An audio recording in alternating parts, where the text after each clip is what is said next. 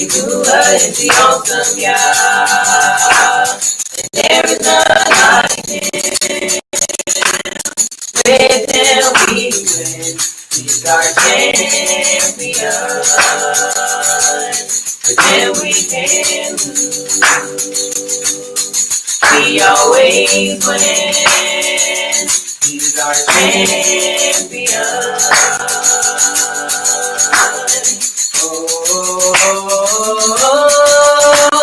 Yahuwah is the awesome Yah, and there is none like you. With you we win, you're our champion. With you we can lose, we always win. You're our champion.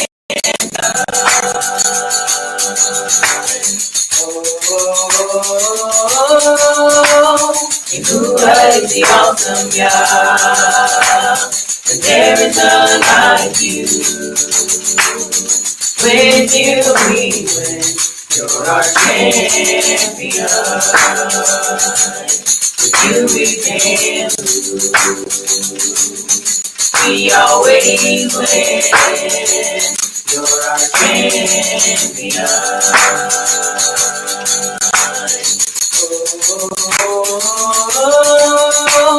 Yahuwah is the awesome Yah, and there is none like you. With you we win, you're our champion. With you we can lose, we always win. You're our champion.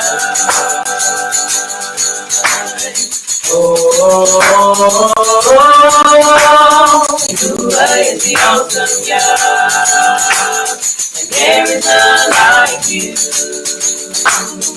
With you we win, you're our champion. With you we can lose, we always win. You're our champion.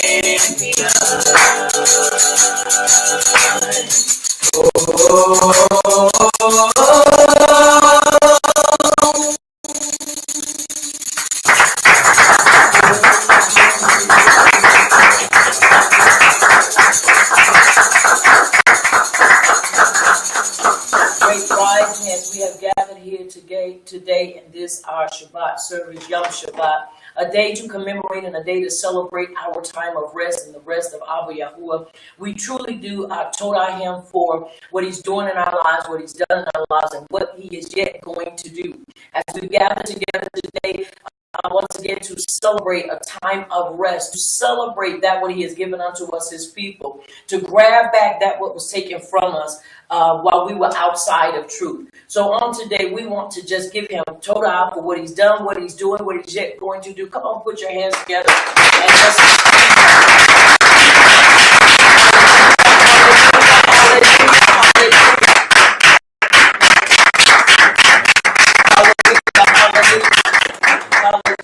it is the greatest thing in his presence once again to be able to celebrate a time of rest, a time that we are to do no labor, but to rest and to learn so much more about him. So at this time, we're going to do our Baruch, the Baruch of the Torah.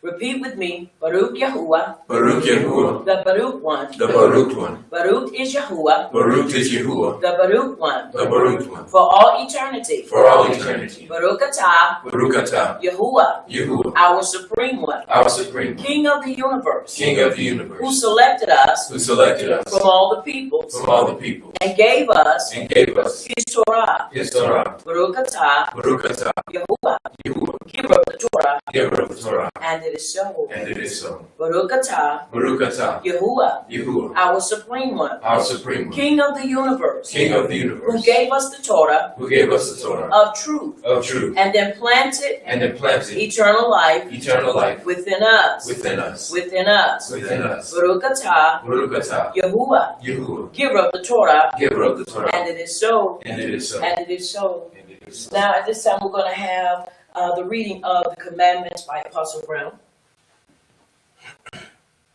Aleph, I am Yahuwah your power which brought you out of the land of Mizraim, from the pit of slavery. Fifth, you shall have no other power before me. You shall not make you any graven image or any likeness of anything that is a Shemayim above, or that is in the earth beneath, or that is a man beneath the earth. You shall not bow down yourself unto them nor serve them. For I, Yahuwah your power, am a jealous power, visiting the iniquity of the fathers upon the children unto the third and fourth generation of them that hate me, and showing mercy unto thousands of them that love me and keep my commandments. Gimel, you shall not take the name of Yahuwah your power and falsify it, for Yahuwah will not hold him guiltless that takes his name and enters it. Dalet, guard the Sabbath day to set it apart, as Yahuwah your power has commanded you. 6 days shall you labor and do all your work, but the seventh day is a Sabbath of Yahuwah your power. In it you shall not do any work, you, nor your son, nor your daughter, nor your manservant, nor your maidservant, nor your ox, nor your ass, nor any of your cattle, nor your foreigner that is within your gates, that your manservant and your maidservant may rest as well as you. And remember that you were a servant in the land of Mizraim, and that Yahuwah your power brought you out of there through a mighty hand and by a stretched out arm. Therefore Yahuwah your power commanded you to keep the Sabbath day. Hey, honor your father and your mother as Yahuwah your power has commanded you, that your days may be prolonged and that it may go well with you in the land which Yahuwah your power is about to give you. Vav, you shall not murder. Zayin, neither shall you commit adultery. Chet, neither shall you steal. Tet, neither shall you bear false witness against your neighbor. Yud, neither shall you desire your neighbor's wife, neither shall you covet your neighbor's bed, his field, or his manservant, or his maidservant, his ox, or his ass, or anything that is your neighbor's. These words Yahuwah spoke unto all your assembly in the mount out of the midst of the fire, of the cloud, and of the thick darkness with a great voice. And he added no more. And he wrote them in 2 tables of stone and delivered them unto me. And it is so. And it is so. Now we're going to turn our attention to the book of Yahusha, the son of Nun, chapter 1, verse 7 and 8. It is a very important, these are very important verses to us as the children of power, because they help to secure us, and it helps to give us a platform on how we are to develop, that we may grow stronger and stronger in our belief and in the confidence of him who's called us out of darkness to walk into his marvelous light. Verse 7 says, only be you strong and very courageous, that you may observe to do according to the Torah, which Moshiach, my servant, commanded you. Turn not from it to the right hand or to the left, that you may prosper wherever you go. Verse 8, I tell you this in a time of personal confession. Repeat with me. I will not let this scroll. I will not let this scroll Of the Torah. Of the Torah. Depart from my mouth. Depart from my mouth. But I shall meditate on it. But I shall meditate on it. Day and night. Day and night. That I may observe to do. That I may observe to do. According to all that is written in it. According to all that is written in it. Excuse me. For then I shall make my way prosperous. For then I shall make my way prosperous. And act wisely. And act wisely. And act wisely. And act wisely. Now look at your neighbor and tell your neighbor, and you shall act wisely. And you shall act wisely. Now look at your other neighbor and tell your other neighbor, and you shall act wisely. And you shall act wisely. Look across the room again and look at your other neighbor and say, you shall act wisely. And you shall act wisely. Now take your hand and place it over your heart and say, Abba Yahuwah, Abba Yahuwah, I shall act wisely. I shall act wisely. Come on, Abba Yahuwah, Abba Yahuwah, I shall act wisely. I shall act wisely. Come on, I endeavor to act wisely. To act wisely. I endeavor to act wisely. To act wisely. And it is so. And it is so. And it is so. It is important that we endeavor to act wisely. It is important that we endeavor to do everything that he has called us to do in these great writings. At this time, we're going to have another song.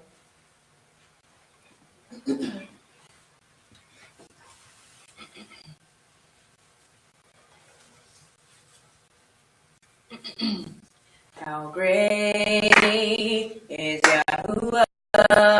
Sing with me. great. Yahuwah, all will see how great is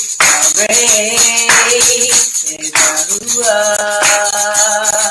Come on, sing with me, how great is Yahuwah. Sing with me, how great is Yahuwah. All will see how great is Yahuwah. Singing, oh, how great is Yahuwah.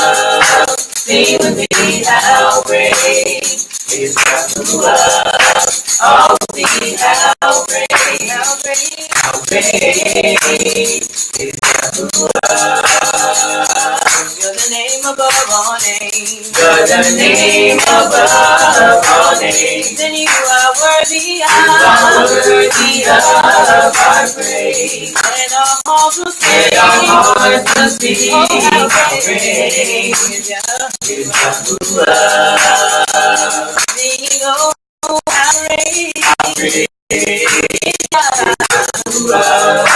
Sing with me, how great is Yahuwah. All will sing, how great is Yahuwah.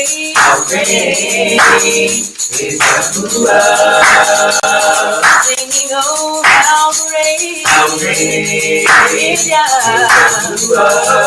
Sing with me, how great is Yahuwah. All will sing, how great is Yahuwah. You're the name above all names. You're the name above all names. And you are worthy of our praise. And our hearts will sing. Oh, how great is Yahuwah. You're the name above all names. You're the name above all names. And you are worthy of our praise. And our hearts will sing. Oh, how great is Yahuwah. Singing, oh, how great is Yahuwah. Sing with me, how great is Yahuwah. All will sing, how great is Yahuwah.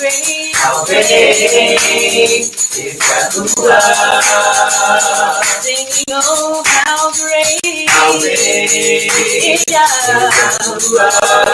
Sing with me, how great is Yahuwah. All will sing, how great is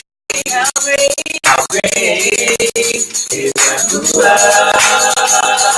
You're the name above all names. You're the name above all names. And you are worthy of our praise. And our hearts will sing. Oh, how great is Yahuwah. You're the name above all names. You're the name above all names. And you are worthy of our praise. And our hearts will sing. Oh, how great is Yahuwah. Singing, oh, how great is Yahuwah. Sing with me, how great is Yahuwah. I'll sing, how great is Yahuwah. Singing, oh, how great is Yahuwah. Sing with me, how great is Yahuwah. Oh, sing, how great is Yahuwah.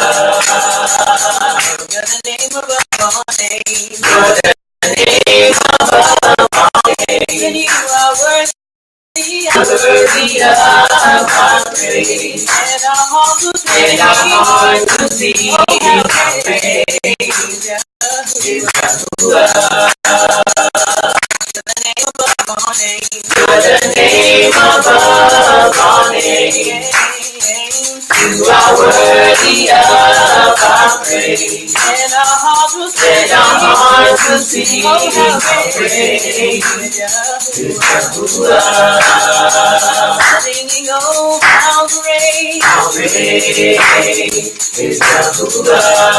Sing with me, how great is Yahuwah.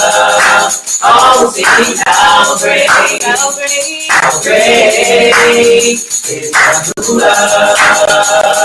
Singing, oh, how great. How great is Yahuwah.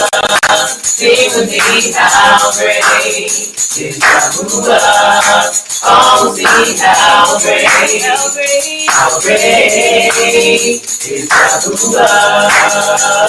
Singing, oh, how great. How great is Yahuwah. Sing with me, how great is Yahuwah. Oh, sing how great. How great. How great is Yahuwah. Singing, oh, how great. How great is Yahuwah. Sing with me, how great is Yahuwah. Oh, sing how great. How great. How great is Yahuwah.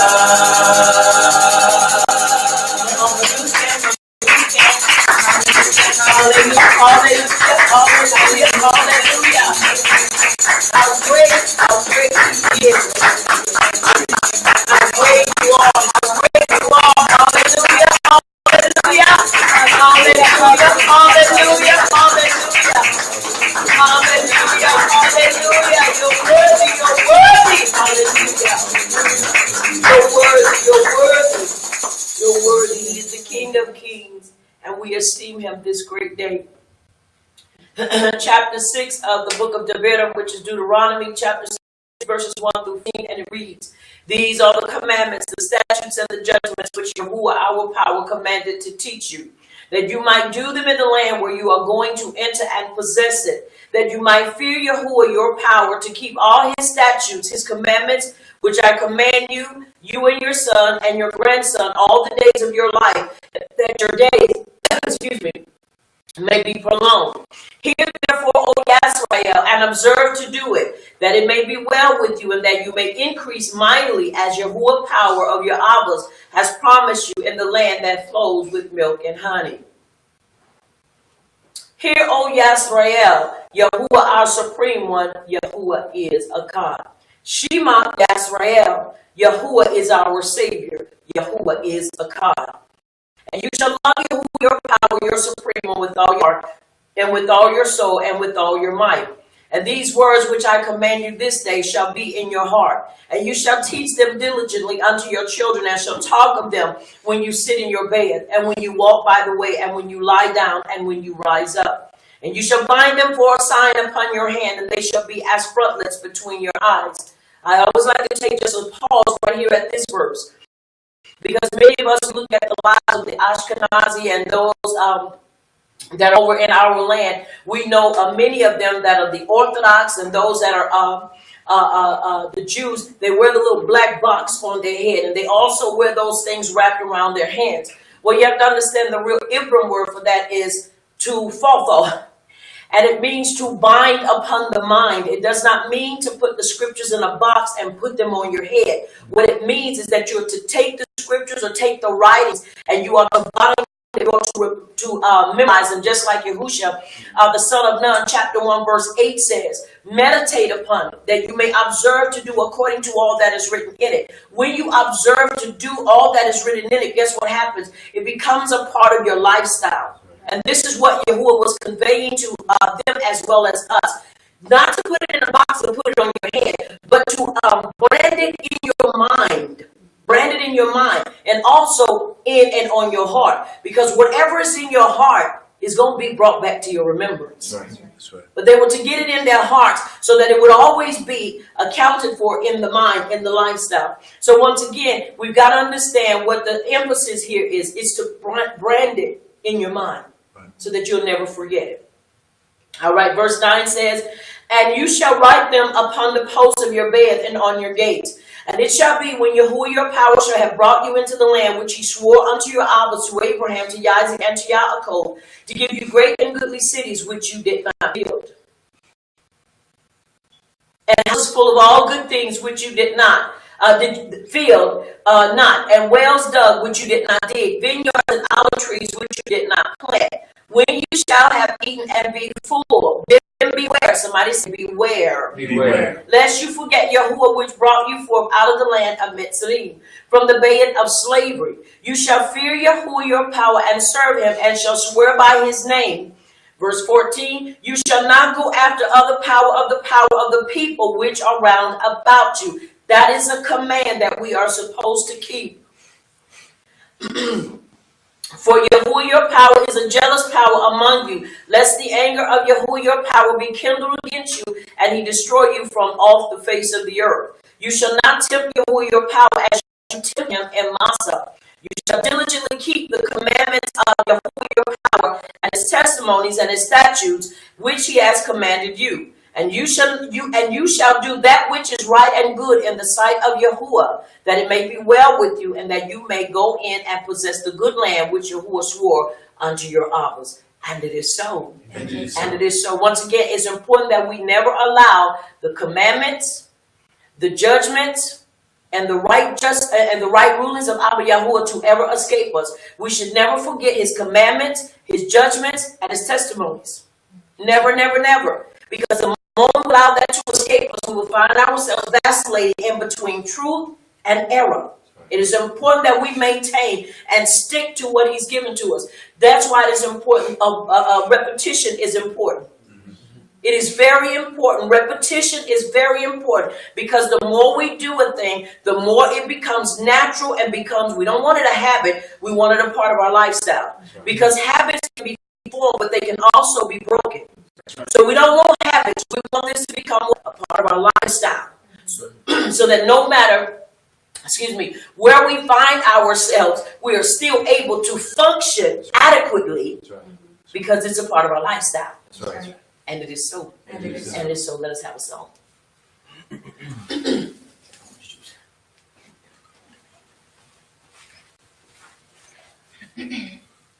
Worthy, worthy, Yahuwah is worthy of my praise. Worthy, worthy, Yahuwah is worthy of my praise. I say, worthy of my praise. Worthy of my praise. Yahuwah is worthy of my praise. Worthy, worthy, Yahuwah is worthy of my praise. Worthy, worthy, Yahuwah is worthy of my praise. Worthy of my praise. Worthy of my praise. Yahuwah is worthy of my praise. Worthy of my praise. Worthy of my praise. Yahuwah is worthy of my praise. Worthy, worthy, Yahuwah is worthy of my praise. Worthy, worthy,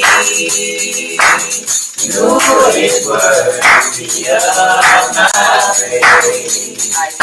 Worthy of my praise. Worthy of my praise. Yahuwah is worthy of my praise. Worthy of my praise. Worthy of my praise.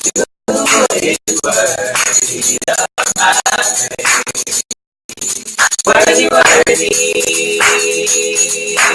Yahuwah is worthy of my praise. Worthy, worthy. Who is worthy of my praise? I said he's worthy of my praise. Worthy of my praise. Who is worthy of my praise? I said he's worthy of my praise. Worthy of my praise. Who is worthy of my praise? I said he's worthy of my praise. Worthy of my praise. Who is worthy of my praise? I said he's worthy of my praise. Worthy of my praise. Who is worthy of my praise? Worthy, worthy. Who is worthy of my praise? Worthy, worthy. Who is worthy of my praise? I said he's worthy of my praise. Worthy of my praise. Who is worthy of my praise? I said he's worthy of my praise. Worthy of my praise. Who is worthy of my praise? I said he's worthy of my praise. Worthy of my praise. Who is worthy of my praise? Worthy, worthy. Who is worthy of my praise? Worthy, worthy. Who is worthy of my praise? Worthy, worthy. Who is worthy of my praise? I said he's worthy of my praise. Worthy of my praise. Who is worthy of my praise? I said he's worthy of my praise. Worthy of my praise. Who is worthy of my praise? I said he's worthy of my praise. Worthy of my praise. Who is worthy of my praise? I said he's worthy of my praise. Worthy of my praise. Who is worthy of my praise?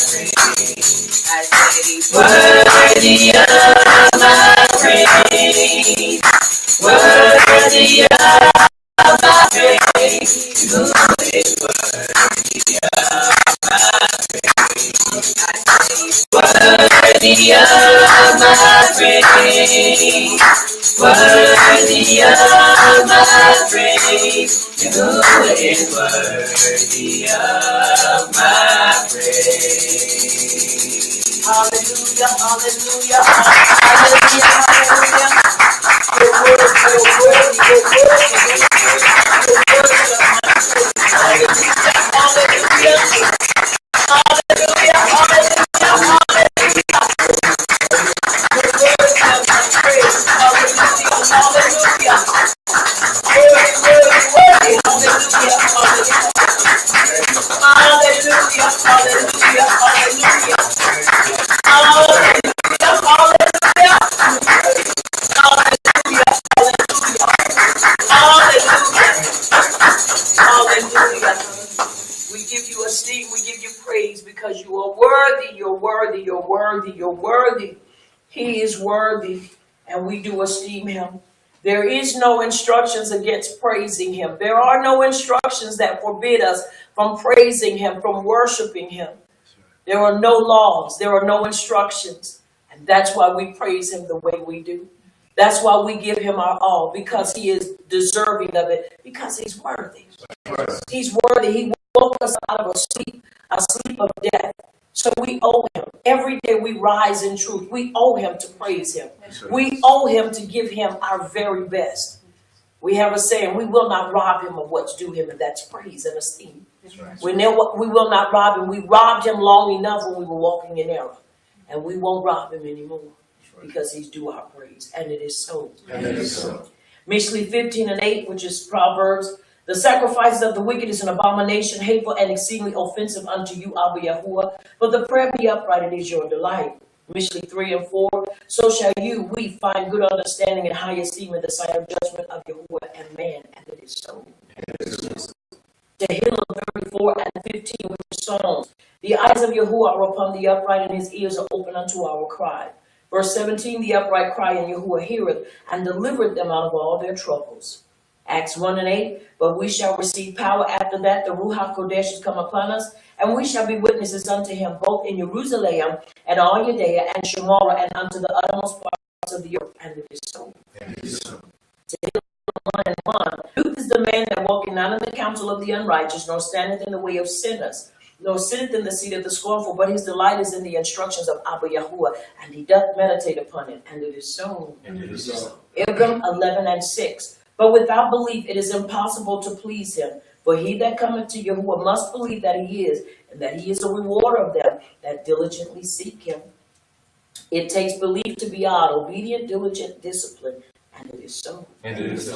Ayah, which is Job 33:4. The Ruach HaKodesh of Yahuwah hath made me, and the breath of the Almighty hath given me life.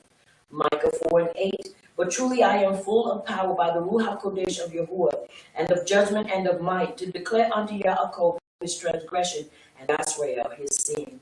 And it is so. Yahuwah and Aleph 5:4-5. For whatsoever is born of Yahuwah overcometh the world, and this is the victory that overcometh the world, even our belief. Who is he that overcomes the world but he that believeth that Yahusha is the Son of Yahuwah? Always remember that is a question. Always remember that is a question. And it is a question to always remind us of those in that time that did not believe that he was the Son of Yahuwah. We're not talking about Jesus, we're talking about Yahusha. Once again, you put the names and everything in its perspective, you'll see the reason why it's a question, because there were so many things going on at that time. So many people that were denouncing and denying that he was the true Mashiach. So that's a question that we should always remember. Yehukin and Aleph 2, chapter 2, verses 5 and 6. But whoever keeps his word, truly the love of Yahuwah is perfected. Word meaning Torah. The love of Yahuwah is perfected in us. By this we know that we are in him. He who says he abides in him ought himself also to walk just as he walked. That is why it is important that we follow the lifestyle of Yahusha, to know how he walked before the Abba, because we are to be the examples, and we are to exemplify what he did. How can we do that? We've got to study his life. We've got to study his life, because in studying his life, then we will know how to love, and we will know how to be committed and diligent in serving Abba Yahuwah. It is important that we remember that, because there are so many that don't believe that he is the Son of Yahuwah. And it is so. Verse 17 says, and the world passes away and the lust thereof, but he that doeth the will of Yahuwah abideth forever. Somebody say abideth forever. Abideth forever. Say it again, abide forever. Abideth forever. And it is so. And it is so. All right. Let us, we're going to have another song, and then we're going to continue. Let's have another song. You have the song? You do?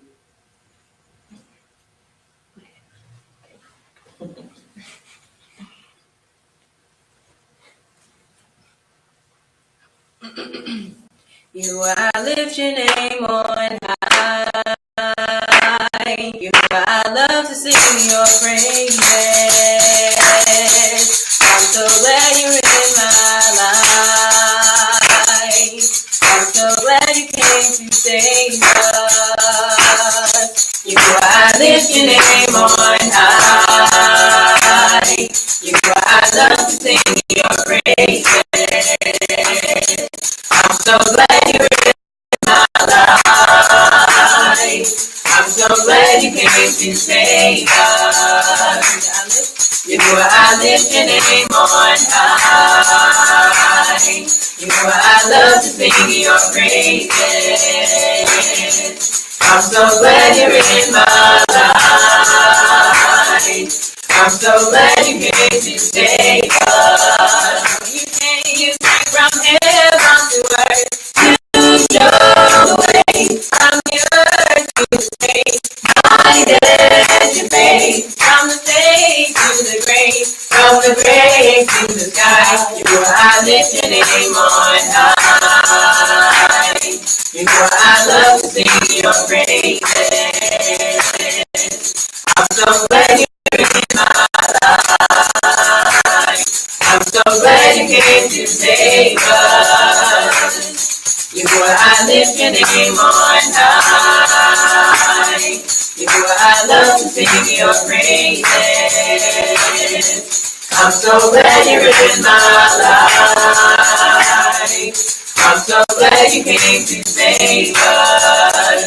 You came from heavenward to show the way from the earth to the stage. My debt you paid from the stage to the grave to the sky. Yahuwah, I lift your name on high. Yahuwah, I love to sing your praises. I'm so glad you're in my life. I'm so glad you came to save us. Yahuwah, I lift your name on high. Yahuwah, I love to sing your praises. I'm so glad you're in my life. I'm so glad you came to save us. You came from heaven to earth to show the way from the earth to the stage. My debt you paid from the stage to the grave, from the grave to the sky. Yahuwah, I lift your name on high. Yahuwah, I lift your name on high. Yahuwah, I lift your name on high. Yahuwah, I lift your name on high. You came from heaven to earth to show the way from the earth to the stage. My debt you paid from the stage to the grave, from the grave to the sky. Yahuwah, I lift your name on high. Yahuwah, I lift your name on high. Yahuwah, I lift your name on high. Yahuwah, I lift your name on high. You came from heaven to earth to show the way from the earth to the stage. My debt you paid from the stage to the grave, from the grave to the sky. Yahuwah, I lift your name on high. Yahuwah, I love to sing your praises. I'm so glad you're in my life. I'm so glad you came to save us. Yahuwah, I lift your name on high. Yahuwah, I love to sing your praises. I'm so glad you're in my life. I'm so glad you came to save us. You came from heaven to earth to show the way from the earth to the stage. My debt you paid from the stage to the grave, from the grave to the sky. Yahuwah, I lift your name on high. Yahuwah, I love to sing your praises. I'm so glad you're in my life. I'm so glad you came to save us. You came from heaven to earth to show the way from the earth to the stage. My debt you paid from the stage to the grave, from the grave to the sky. Yahuwah, I lift your name on high. Yahuwah, I lift your name on high. Yahuwah, I lift your name on high. I lift your name on high. Yeshua, I lift your name on high. Come on, can you like this? Hallelujah, hallelujah, hallelujah, I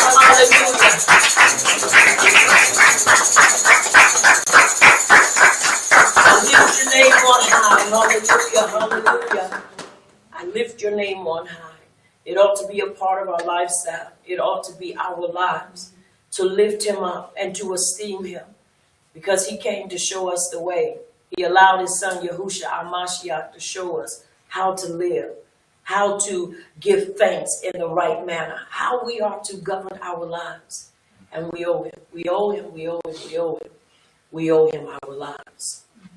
Because there's nothing greater that you can give him except your life. Because that's what he wants of us. He wants all of us, not part of us. Every piece of us, from our heads, our minds, to our very souls, to our very strength, everything about us, he wants it. Because if you know, he just didn't wake a portion of us up, he woke all of us up. When you woke up, everything about you woke up. Your mind, your emotions, your strengths, your weaknesses, everything woke up. And we owe him to give ourselves back to him so that he can tweak us and he can fix us. In every area of our lives, he can perfect us through the Torah. That's right. That's why it's important. We got to give everything about ourselves to him. And it is so. And it is so. Verse 13, Devarim chapter 11, verses 13 through 21. And it reads, and it shall come to pass, if you listen carefully to my commandments, which I command you this day, to love Yahuwah your power, to serve him with all your heart, with all your soul, that I will give you rain of your land in its due season, the first rain and the latter rain, that you may gather in your corn and your wine and your oil. And I will send grass in your fields for your cattle, that you may eat and be full. Take heed to yourselves that your heart not deceived, and you turn aside and serve other power and worship them. And then Yahuwah's wrath be ignited against you. And he shut up Shemayim, that there be no rain, and that the land yield not her fruit, unless you perish quickly from off the good land which Yahuwah gives you. Therefore shall you lay up these my words in your heart and in your soul, and bind them for a sign upon your hand, that they may be as frontlets between your eyes. And you shall teach them your children, speaking of them when you sit in your bed, and when you walk by the way, and when you lie down, and when you rise up. And you shall write them upon the doorposts of your bed, and upon your gates, that your days may be multiplied in the days of your children in the land which Yahuwah swore unto your Abbas, to give them as the days of Shemayim upon the earth. Verse 22, for if you shall carefully keep all these commandments which I command you, to do them, to love Yahuwah your power, to walk in all his halakha, and to cling unto him, his commandments, and to cling to him. Not only do we keep the commandments, but we cling to Abba Yahuwah. That's right. That's how we develop. That's how we grow. You cannot walk in his ways and not cling to him, for he is his word. He is his Torah. Right. So it's important that we cling to him, that we love everything he gives to us. We may not understand everything, but one thing for sure is if we be careful with learning and cling, hold to him, then it'll get better. And our understanding and our knowledge of this truth will continue to increase, and we will continue to develop. And it is so. And it is so. And it is so. All right, at this time, we are going to have our confession. We have two confessions, and we're going to start with this, with the declaration of healing and our shalom for our people. Repeat with me. Abba, Abba, in the name of Yahushua, in the name of Yahushua, our Mashiach, our Mashiach, we subdue ignorance, with Torah knowledge, and through this knowledge, of Torah truth, we claim shalom, healing, salvation, and deliverance. We decree Torah truth in the lives of your people, Yisrael. We unite not to fight each other, but the enemy of our belief, but the enemy of our belief. And it is so. Now this is our last confession for this portion of our service. Bow with me as we bow before our King, as we recite this together. Repeat with me. May the utterance of my mouth. May the utterance of my mouth. And the deliberation of my heart. And the deliberation of my heart. Be desirable before you. Be desirable before you. O Yahuwah. O Yahuwah. My rock. My rock. And my redeemer. And my redeemer. May the utterance. May the utterance of my mouth. Of my mouth. And the deliberation. And the deliberation of my heart. Of my heart. Be desirable. Be desirable before you. Before you. O Yahuwah. O Yahuwah. My rock. My rock. And my redeemer. And my redeemer. And it is so. And it is so. We have just recited Tehillim 19 and 15, which is Psalms. And it is so. And it is so. You may be seated in His presence. As we have gathered this time for our time of Shabbat, our time of rest and our time of learning, as we come to sit and listen to His Torah instructions for our lives. Once again, it is important that we understand development, the process of development, the process of developing our lives as we continue to aspire and as we continue to give our all and invest our total self into learning and diving into Torah truth. One thing I am really appreciative of is that when we start walking in truth, He put us on a regimen.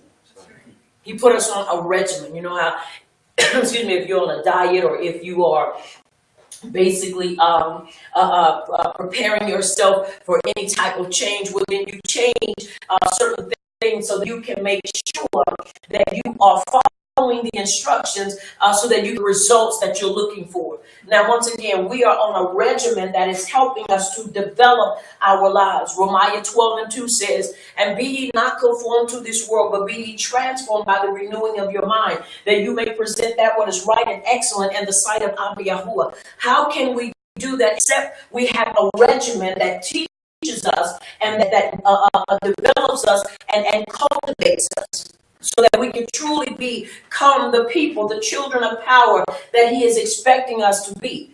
Now, once again, we are in a teaching series every Shabbat that teaches us for 52 weeks. 52 weeks. And in this 52 weeks, we have themes, and we have the Torah, the Haftorah, and the Brit Hadasha that teaches us and shows us the strong points of our people as well as the weak points of our people. It shows us the do's and the don'ts. It shows us the compassion and the love and the patience of Abba Yahuwah concerning us, His people. So it's important that we have a regimen or some type of structure for our lives if we're going to be structured to be the people that He is looking for us to be. Now, once again, I've said it and I always say it. I am not a problematic teacher or preacher, but I do believe in bringing out things that is necessary. You have to understand, when we were in Christianity shaped us to be a people that were afraid to follow after truth. Because they made us believe that what we were following in was the truth, which it is not. Never has been and never will be. It is not true. And so it is important to understand, coming out of a system that was so powerful and so threatening to us as a people, you got to renew your mind. Right. And how do we renew our mind? By studying and staying in the regimen that Abba Yahuwah has given unto us. Remember, He said, be careful, be careful. The reason why He warned us is because He realized there are many things out there that's still pulling at us. Right. That's still pulling at us. And so it's important that we find ourselves grounding ourselves and putting roots down so that as we grow, when the storms of life come, trials, tribulations come, guess what? We may sway, but we won't break. We may have to sway a little bit, but we won't break and we won't be destroyed. Because there are going to be trials that come. I'm sure we've already experienced that by walking in truth. And so as we read, we find that they experience the same things we experience. So we learn from their experience, but above all, we learn from Abba Yahuwah. So it's important that we look at that. Now, our theme on this Sabbath rest is Vayera. And it means, and He appeared. And He appeared. So we're going to start at Bereshit, which is Genesis, we were at chapter 21, right? Yes. All right. We're going to go back we were at chapter 21, because we had read our portion during preparation on last night, Yom Shishi, day 6. And so to do a recap, we see that what took place, Abraham and Sarah, and we see that when Isaac was born and how Yahuwah and his Malak came, how they spoke with Abraham and how Abraham entreated them and he showed hospitality.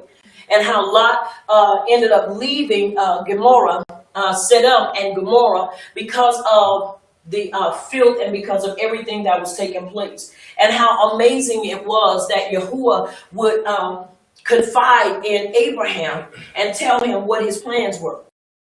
And Abraham talked with him. He had such a relationship with him that he could talk him down to 10, which actually it ended up being 5. Because when it's all said and done, and even with that, it still only ended up being 3 that came out of Sodom and Gomorrah. And so he had such a relationship with him that he was able to talk with him. He even questioned his motive. And guess what? It wasn't offensive unto Abba Yahuwah, because he had a relationship with him. Now you have to understand that was a relationship that Abraham had with him. All of us aspire and desire to have a relationship with him that goes beyond. Are you hearing me? Yes. What everybody expects of us. But the question also goes, that I posed even on last night, is even though we may want that relationship, does he want that type of relationship with us? Right. And if we don't have that type of relationship like Abraham and Moshe, it still should not cause us to be discouraged, because we still have a relationship. But we ought to remember, once again, we cannot expect our relationship to be like somebody else's. Right. We put the time for the relationship, but at the same time, we want to build that relationship with him where he wants us to be and not try to go above that. Are you understanding me? Yes. Now, once again, we got to look at it. So he trusted him to ask him, because he already knew what Abraham was going to say. And so from there, we see that all these things were taking place, and nothing we saw in scripture or the writings is that here it is when Lot, his wife, and his daughters, which he had more than 2 daughters. I was reading that, and I'm telling you, no matter how many times you read or have read, when you read now and your eyes are open, you see stuff you had never seen before. And you could have read that verse 50 billion times. But now it becomes clear. Why? Because you're seeing from the point of truth. And as we read it and we saw that Lot had more than 2 daughters, I'm trying to believe he might have had about 4. Because when the Malak told him, get your family and come on, and when he began to talk to his sons-in-laws, it said that they laughed at him and they made a joke of it because they didn't believe him. Now, mind you, he already had 2 daughters when the town had come to try to be intimate with those Malak. So that meant that he had other children. So this shows us that when his wife turned around, a lot of times, me personally, I thought she turned around because she was longing for that lifestyle. She turned around because her children, some of them were still left, and Sodom and Gomorrah. And though we are parents, those of us that are parents realize that if the command comes and who says you go, and he says, look, bring your family. For the family that does not come, if he says keep going, don't look back. You got to learn how to be obedient, detach yourself from that, and move forward. It sounds hard, but it is what we're supposed to do if we want to him. And so we realize and we see that she had daughters and son-in-laws. And so it said that while they waited there, the angels had to take their hands and forcefully pull them out of there. When you have family that are still not in truth, and Yahuwah says, get out and leave, because of the destruction that's getting ready to take place, you got to listen to his voice and you got to move. Because if not, you will get caught up in the judgment. And so once again, I know it may sound to a lot of people, well, I love my children, but you better love Yahuwah more. You got to love him more. You got to love him more than yourself. Because if you don't get to that point, when trouble arises, then guess what happens? You find yourself in a position that now you're in betwixt or between 2 things. We cannot be like that. You got to love Yahuwah more than you love yourself, more than you love your family. You got to put him up here. That's right. And everybody else has to come down here. That's right. Even yourself, you have to slide yourself in that slot. because it's about him. And so we realize through their travel and what Abraham saw, but they made it out. And then we look at the life of Lot. When Lot said, I can't go into Zoar, he said, because I'm afraid they're going to get me. He told the Malak, I can't go in the mountain, some evil might befall me. He was just afraid all around. So he finds himself living in a cave. And his two daughters, which I'm inclined to believe were very young. Not too young, but young enough. Because they said, we've got to do something because our Abba has no seed. Now in my mind, I'm saying, but you just left to Zorah. There have to be people there. But once again, we got to look at that statement again. There are no men that meet what? Our standard. They don't meet our standard. So we ain't going to waste our time here. But what we will do when we go in this cave, we're going to think about that thing. And so they lowered themselves and slept with their papa. Both of them. Now you have to understand. I said it and I'll say it again. And a lot of people may not agree. Life cycle. The cycle of life is going to do what it was put in motion to do. What am I saying? Most of the time we believe, well, Yahuwah put, he had his hand in that. Life, if you plant a seed, what's going to happen? It's going to grow. Because that is its nature. That is what it was put in the earth to do. So when the seed and the egg meets, when the sperm and the egg meets, what happens? It brings forth a child if the womb is healthy and they are both healthy. This is what happened in the case of oh my goodness, Lot. Thank you, Lot and his two daughters. And so the question came about when they began to show. Did it ever occur? Did he ever ask the question without no men around? Where are these babies coming from? Remember, we have no men here. It's just us three. There is no immaculate conception. Did I ask? Who came and visited y'all? There is nowhere that it said he ever questioned how his two daughters, his only daughters, could be born. They were the parents of, which he was, the papa and the grandpapa of Moab and Ammon, Ben Ami, the Ammonites, and the Moabites. So once again, we're looking at a lot of things, though it took place, does not mean that Yahuwah, are you hearing me? Yes. Sanctioned it. It's a process. If you walk and go to the door and put your hand on the doorknob and open it, what's going to happen? It's going to open. Right. If it ain't locked and it ain't all stuck together, it's going to open. It is a process. And so this is the process that happened. And if you notice throughout the history and the readings, we always found that the Moabites and the Ammonites were against who? The children of Yasrael. Family. That's family. Even though it's distant, that's still family. Fighting. Once again, we saw that in scripture. So then we see also now Abraham, who Sarah is his wife, but he constantly asks her to please, when we go into a place, tell them that you are my sister. Which partially he was telling the truth, but then at the same time, there's still something there. Because if I am your wife, then you are to entreat me as your wife, not your sister. That's right. Are you hearing me? So everywhere he was going, he said, look, now I need a favor of you. Tell these people, because you're so beautiful, that I am your brother and you are my sister. Because if you don't, they're going to kill me and take you. He already presumed that this was going to be what was going to be the end result of his life. So here it is. Every time they went somewhere new, she had to say, I'm his sister, I'm his sister. Now, mind you, when that takes place, they take her and put her in a whole different place. So in this time, she's away from her family. She's away from her comfort zone. Now she's in this place. And I always say, remember what he asked her to do. Because that same favor came right back around when it came down to Hagar. Take her as a wife. Now, mind you, Yahuwah had also told her around the time of life, you shall conceive. He didn't just tell Abraham, he told Sarah as well. And you can see all this in the book of Bereshit, 18 all the way up to 20. We're in 21 now, chapter 21. You can see all of this. And once again, you have to understand, she had to have belief too. But she laughed at it. And Yahuwah said, she said, no, I didn't. He said, yes, you did. And even in that little lie, she still ended up conceiving. She said, will he make me laugh in my old age?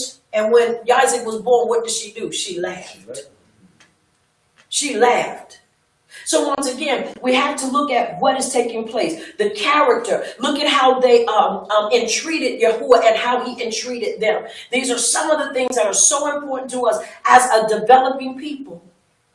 And so here it is. She finds herself once again in a situation before this happens. Now you have to understand, in the last situation he put her in, they had to be there for a long amount of time because the people of that town or that place, they become barren. In order to know that a person is barren, that means that no children are being born. That means a year has to go by, no births. Another year. No births, especially when it is a normal thing for if you got a community or a town or a group of people, at least somebody that's married is going to say, oh, wow, we're getting ready to have a baby. But nobody is talking children. Why? Because this man has Abraham's wife, Sarah, locked up. And at the time, I believe he was getting ready to go in, that's when Yahuwah gave him the dream. And this is where he began to tell him. He said, I didn't know. He said, no, you didn't. He said, but I kept you from doing what you were getting ready to do. He said, that's why you didn't do it. And so not only did he give unto Abraham, but he also gave to Sarah. He gave her 1,000 silver shekels. He said, because you need to be vindicated too. And it was right after that Yahuwah visited her and she conceived and bore Isaac. You have to understand, women were redeemed too. Even though you hear a lot of brothers run around and say that the women are nothing and the women ain't supposed to do anything, you better understand that Yahuwah brought redemption to the family, the nation of Yisrael, not just the men. That's right. Contrary to popular belief. That's right. And so she was vindicated in front of everybody. Because you have to understand now, once again, for some years, she was in this position that she was living almost like a concubine. Outside of comfort, not with her husband, not being able to laugh and talk with him. Why? Because he was living a whole different way while she was being cooped up in somebody's harem. It was. So you have to understand, that's love and that's patience. That's right. But at that time, once again, when that was brought forth, he said, not only does Abraham will get cattle and all this stuff, he said, but I'm going to give you something a little more valuable. I'm going to give you 1,000 pieces of silver shekels because you need to be vindicated. Once again, you have to understand, she got paid double for her troubles. Believe that or not. She did. So once again, we see immediately after that she conceives. Now you have to remember, all this is taking place. But now after she conceives, Ishmael is about 13 years old.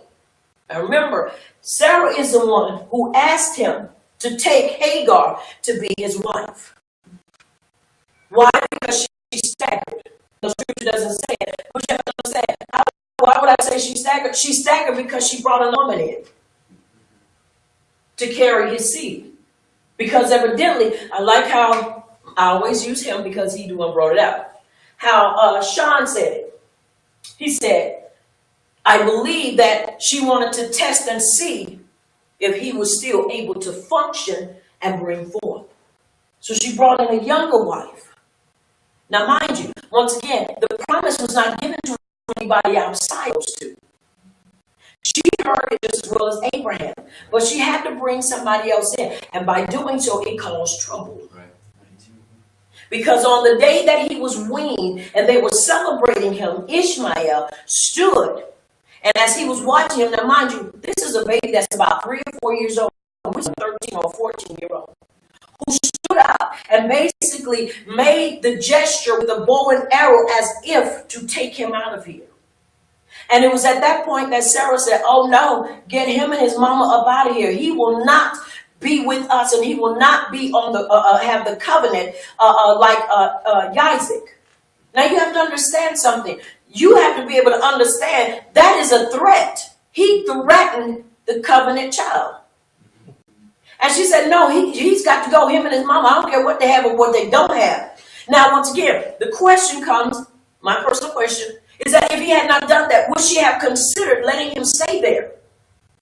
Are you understanding me? Yes. It's important that we understand that there are certain people in our lives who go so far with us, and then they got to go. And do not ever, ever dismiss gestures of people that, especially when they do things that can cause you harm. Sometimes we dismiss things. Sometimes we overlook things and say, oh, that, they were just playing. No. We don't take it lightly. Don't act like your two fingers are a gun at me. Because what are you saying to me? You're saying that you want me dead. That's right. You're saying you want me dead. You want to cut my throat. We can never dismiss these things. Are you hearing me? Yes. Never dismiss them. Never take them lightly. And she said, no, she's got to go. And even though it troubled Abraham, now let me show you once again, Yahuwah intervened and said, listen to your wife and put her out. Listen to her and put her out. And he had to. But one thing about Abraham, he taught Ishmael how to pray. And when they went out and they had nothing but the cruse of water and the bread had diminished, the lakim had diminished. And she had made it as far as she could go. Now you have to understand, your body could go 4 days without water. You could go 30 days without food, but you better have water.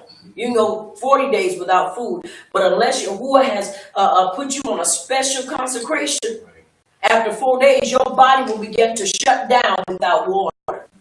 And so after they ran out of water, he began to get weak. I'm inclined to believe because it said that she was wandering. That means she was lost.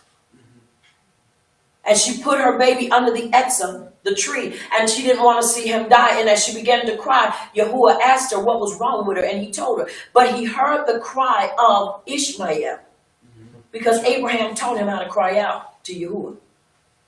And then he tells her, he says, he's not a part of the promise or the covenant, but he will be a nation. He will be a nation. He said, because he's Abraham's son, I can't forget him. But he will not be a part of the promise. And so he goes on. But he comforted her with those words. Now we're at chapter 21. That shows us what else takes place and brings us up also to speed. Once again, it's important that we understand how they lived, what they did, what they didn't do. Because when we watch their lives and we examine their lives, we look and see what they did and what they should have done and what they should not have done. And it is a major example for us, the people now, because you have to remember, these are our ancestors. These are our forefathers. And you have to understand that blood that they have runs in us. And if we don't know how to position ourselves properly to not repeat what they did, guess what? We will be repeaters. And I don't know about you, but I've already done things while I was in Christianity. Right. I don't want to repeat the same things over. That's right. So once again, this is the regimen that he has set for us, and we must follow it in order to develop and be the children of power that he's looking for us to be. That's right. I don't know about you, but my aim is never to fail him. That's right. Never to fail him. I failed him enough while I was in Christianity. So no more failures. Walking hard and learning and observing him through our people. And it is so. All right. We're going to start at verse 16. Let's see. We're in, wait, let me go. We're in chapter 21, right? Yep, we're in chapter 21. Or we're in chapter 20.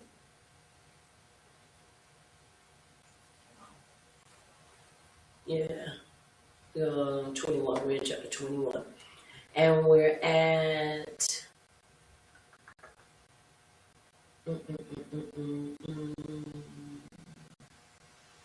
yeah, let us start at let's go back. We were read chapter 21. Let's start at verse 1. And we'll read 5 verses apiece because we're going to chapter 22, verse 24. Yeah. So we're going to start at chapter 21. And let's read 5 verses, starting at verse 1. On the set apart scriptures. And Yahuwah visited Sarah as he had said, and Yahuwah did for Sarah as he had spoken. For Sarah conceived and bore Abraham a son in his old age, at the appointed time of which Yahuwah had spoken to him. And Abraham called the name of his son that was born to him, whom Sarah bore to him, Yasek. Then Abraham circumcised his son Yasek when he was 8 years old, as Power had commanded him. And Abraham was 100 years old when his son Yasek was born to him. And it is so. And it is so. And Yasek means Yahuwah will laugh over the unbelief. That's amazing. Yahuwah will laugh over the unbelief. He don't laugh at it now. No, he don't laugh at unbelief now. That was then. Now, are you hearing me? So once again, it's important that we understand. All right, we're going to start at verse 6, 7, 8, 9, and 10. Verse 6. And Sarah said, Power has made me laugh, so that all who hear will laugh with me. She also said, Who would have said to Abraham that Sarah would have nursed children? For I have borne him a son in his old age. So the child grew and was weaned. And Abraham made a great feast on the same day that Yasek was weaned. And Sarah saw the son of Hagar, the Mitzri, whom she had birthed for Abraham scoffing. Therefore she said to Abraham, Cast out this bondwoman and son, for the son of this bondwoman shall not be heir with my son, named with Yasek, and his son. And it is so. She saw that as a threat, and she said, no, we cannot stay here. All right, 11, 12, 13, 14, 15.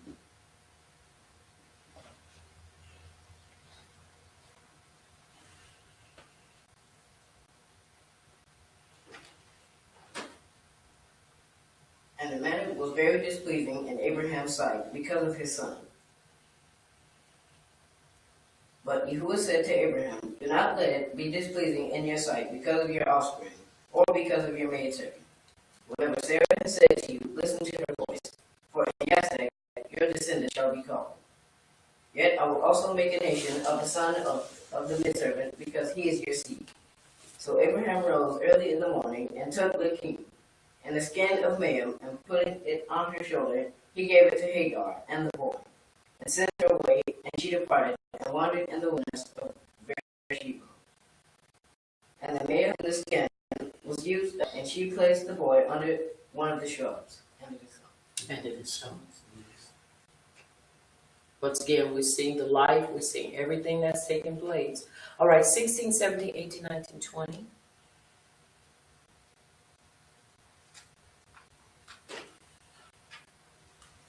And then we're going to let Edwards read too. You want to read as well? Then she went and sat down across from him, at a distance of about a bow shot. For she said to herself, Let me not see the death of the boy. So she sat opposite him and lifted her voice and wept. And Power heard the voice of the child in the lot. Power called to Hagar out of Shamaim and said to her, What ails you, Hagar? Fear not, for Power has heard the voice of the child where he is. Arise, lift up the boy, and hold him with your hand, for I will make him a great nation.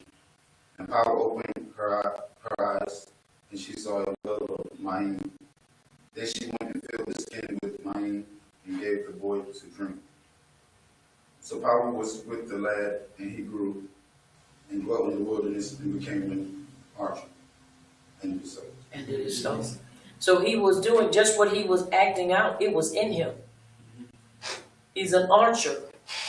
Are you hearing me? Yes. So what he did, he was acting out what he was going to become. That was in his heart. Right. So it's almost like if he would have had that right there, he would have took a shot at it. Once again, never underestimate certain things. All right, verses 21, 22, 23, 24, and 25. Please.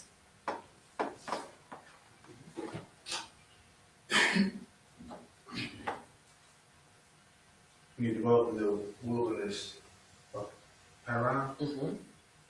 and his mother took wife for him from the land of Israel. And it came to pass that at that time that Abimelech and Pickle. Pichol, the commander of the army, spoke to Abraham, saying, "Nothing is with you in all that you do, and therefore swear to me by power that you will not deal falsely with him, with my offspring, or with my prosperity, but according to the kindness that I have done to you, you will do to me, and to the land in which you have dwelt." And Abraham said, "I will swear."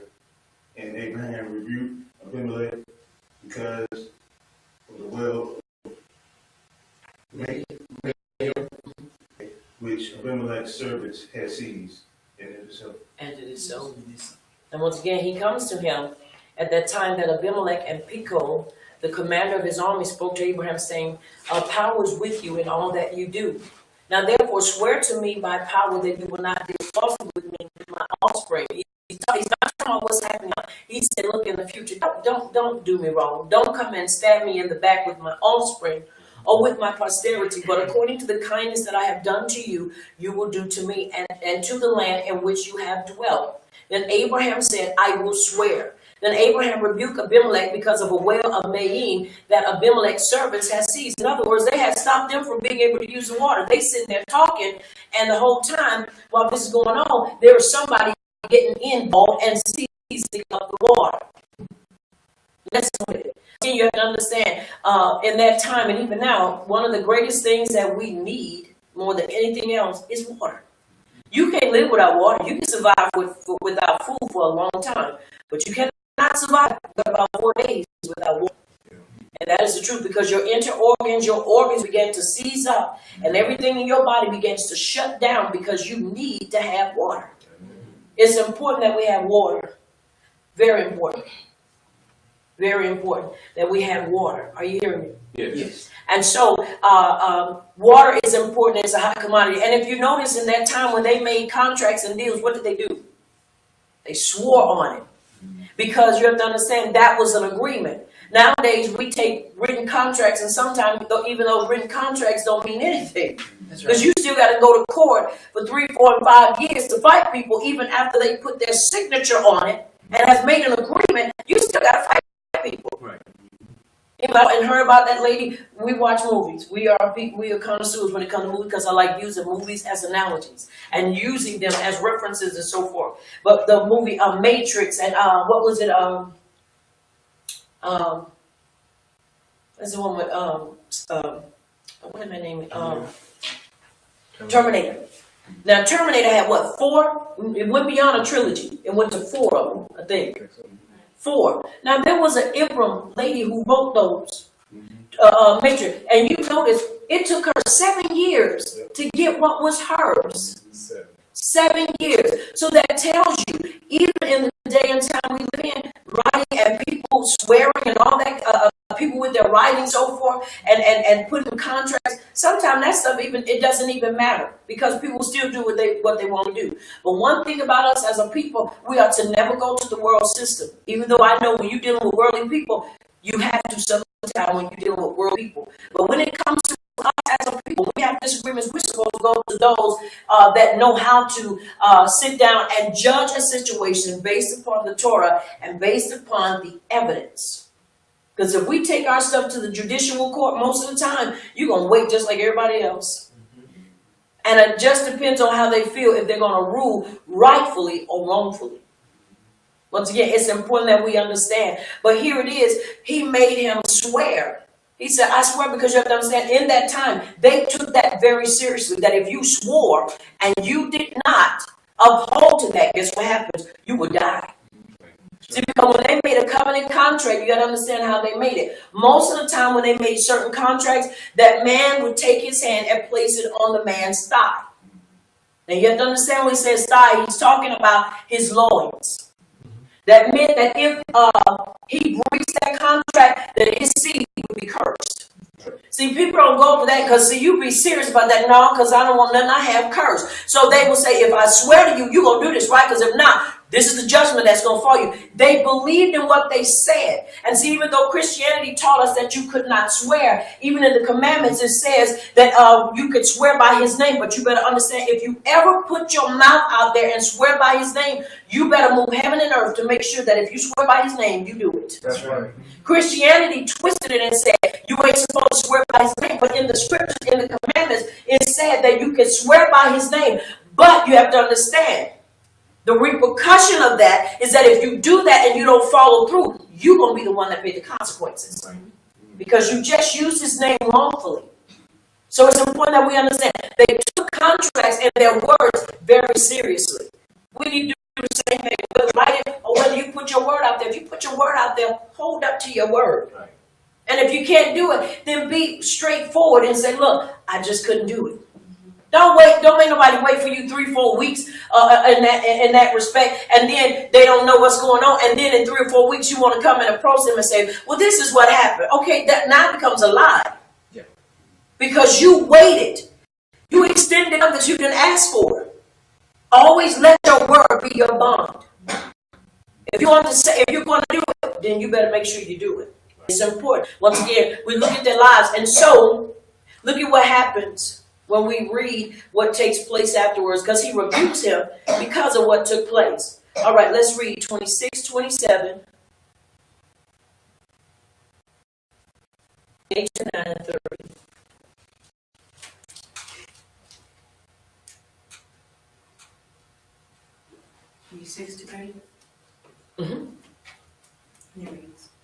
And Abimelech said, I do not know who has done this thing. You did not tell me, nor had I heard of it until today.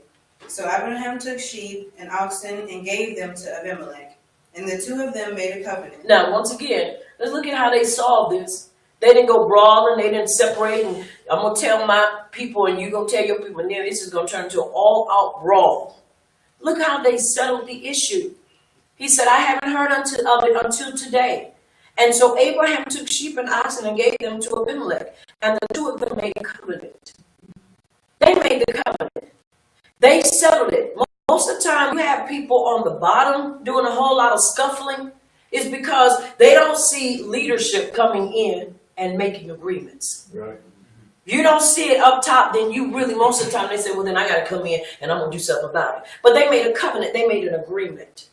Now, you have to understand, once again, it's important that we be people of our word. And Abraham set 7 ewe lambs of the flocks by themselves. This is what he did. Are you hearing me? Once again, covenant, covenant, covenant. Covenant is so important to us as a people. Because remember, when we were taken away from our culture, we didn't know anything about covenant. Covenant. We didn't know anything about agreements. Because remember, what agreement do we have? Get out there and work and get your butt back in. You didn't have an agreement. You did what the oppressor told you. What agreement? Exactly. So that thing was basically weaned and broke out of us. So now we got to relearn how to have a covenant mind. Because see, you got to understand, we in covenant too. That's right. We are in covenant with Yahuwah. We're in covenant with Yahusha. And we have to be in covenant with each other. That's right.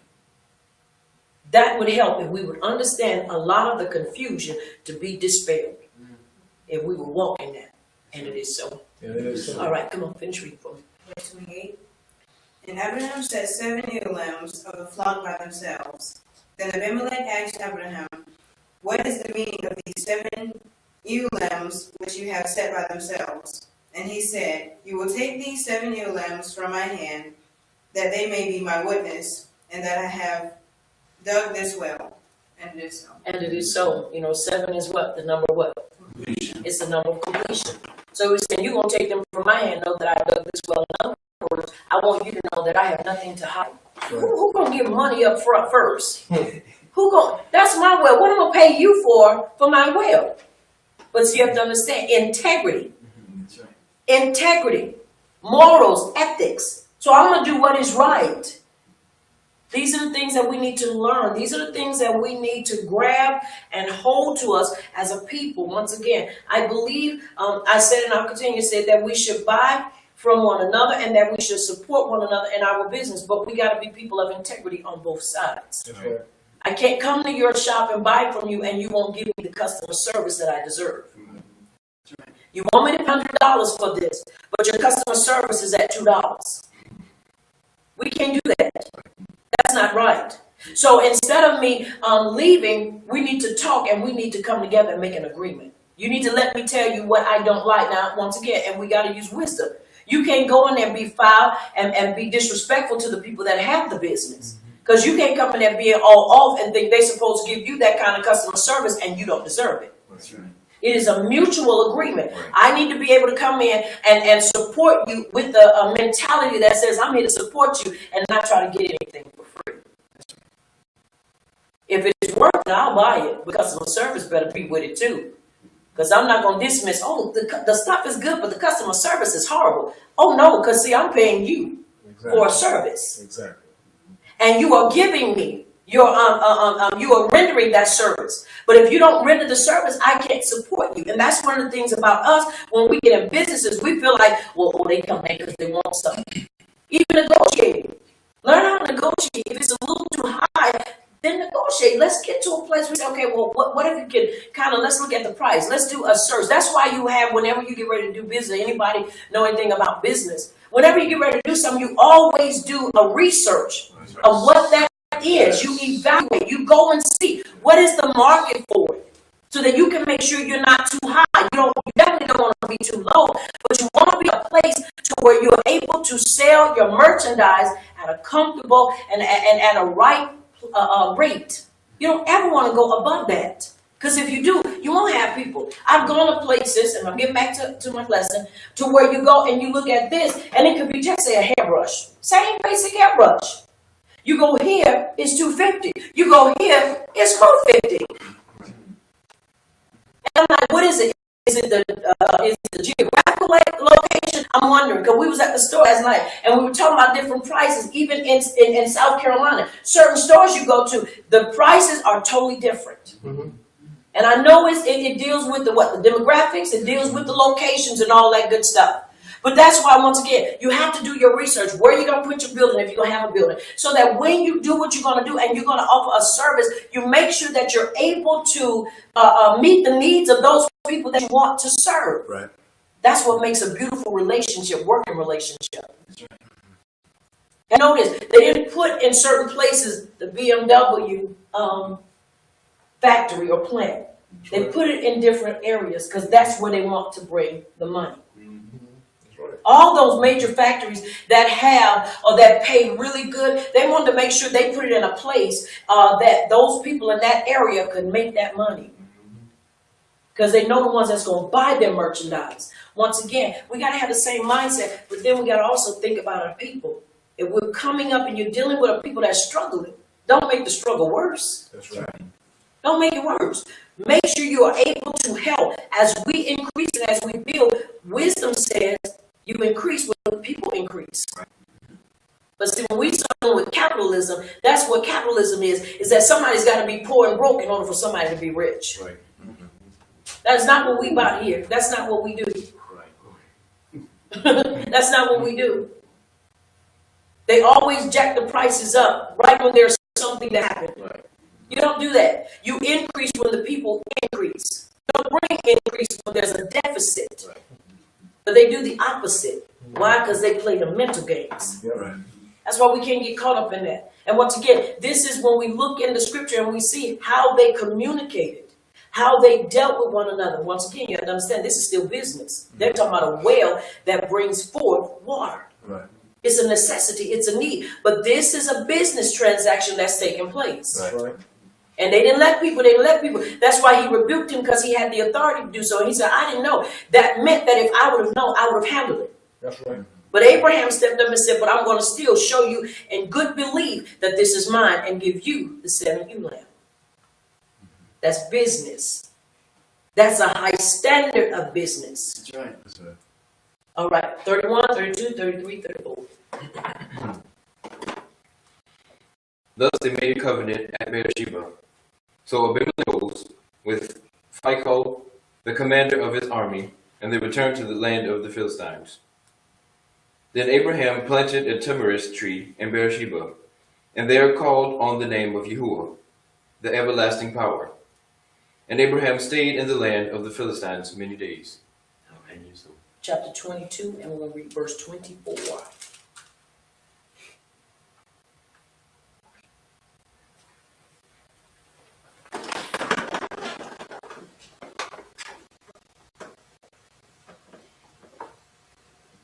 Chapter 22, verse 24. It reads, His concubine, whose name was Reumah, also bore Teba, Gaham, Tahash, and Ma'akah. And it is so. And it is so. And it is so. Now, let us turn our attention to the book of Melachim Bet, which is Kings, 2 Kings. And this is our Haftorah portions. And we're going to look at chapter 4, verses 1 through 37.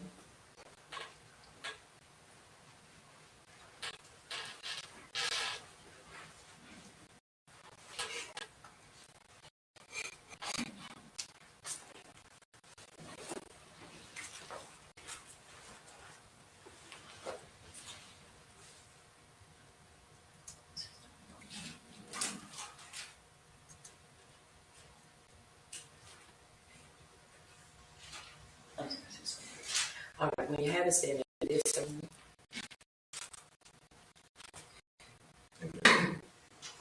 Chapter 6. Chapter 6. Chapter 4. Chapter 4, verses 1 through 37. When you have it said, it is so. You need me to wait just give me a second.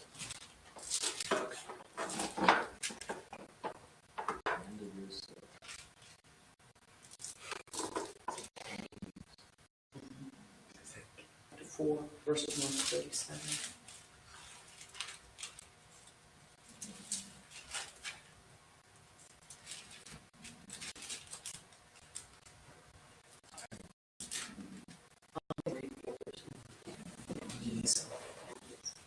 Okay, coming from the Silver Scriptures, chapter 4. Now a certain woman of the wives of the sons of the prophets called to Elisha, saying, Your servant, my husband, is dead, and you know that your servant did fear Yahuwah, and the creditor is come to take to him my 2 sons to be bondmen. And Elisha said to her, What shall I do for you? Tell me what you have in the house. And she said, Your handmaid has nothing in the house save a jar of olive oil. Then he said, Go borrow empty containers from your neighbors. Get as many as you can. Verse 4, and when you have gathered them, you shall shut your door upon you and upon your sons, and shall pour out into all those empty containers, and you shall set aside that which is full. And it is so. And it is so. Once again, we're looking at a business aspect of the writings, which a lot of times I believe people don't look at because they feel like that's not what we're supposed to look at. Believe something. As I said before, Yahuwah is a mathematician. He is all of that. And he is a business person. That's right. He believes in business. Yes, he does. You have to understand covenant, contracts. He's into that. Once again, not like man. This is what we got to remember. Don't think like man does, because if you think like man do, you're going to be all twisted up. You got to remember, what he does is totally different than what man does. That's right. Totally different. Now, this is about Obadiah. This is about the life of Obadiah. And we're going to read to you from a footnote that shows. Now, Obadiah, we know, was a prophet, and he was a committed prophet. And so it says, this is Obadiah's wife, according to the Ibram history. Obadiah, was a man who was an administrator in Ahab's palace during Elijah's time. During famine, he had received a loan by mortgage home to feed the prophets who were living in caves. And somebody get 1 Kings 18:4 for me, and that's going to show 1 Kings 18:4. He kept the prophets from starving to death. He died before the loan could be paid back, and his wife inherited the debt. But Yahuwah provided for his family during a crisis. Once again, it's important that we understand some things do not just fall in place. There are some things that you have to go out and get. Read that for me, please. Melachim Alif, chapter 18, verse 4. While Jezebel was killing off Yahuwah's prophets, Obadiah had taken 100 prophets and hidden them in the 2 caves, 15 each, and had supplied them with food and water. And it is so. Now, once again, you have to understand, they were doing loans back then. And sometimes loans had high prices too. Now, you get a loan 25, unless you got really good credit, 25, 28, and all that kind of interest rates on it. So he went and got a loan, and doing so, he died before he could pay the loan. But look what he was doing it for. How many people willing to go get a loan to help the prophets or to help the people maintain? Now remember, they're hiding from Jezebel. He put his own family in a position. Now I don't want to say struggle now. Don't get me wrong when I say this. But he put his family in a position that look what happened in the end because he couldn't pay the bill. Because he died.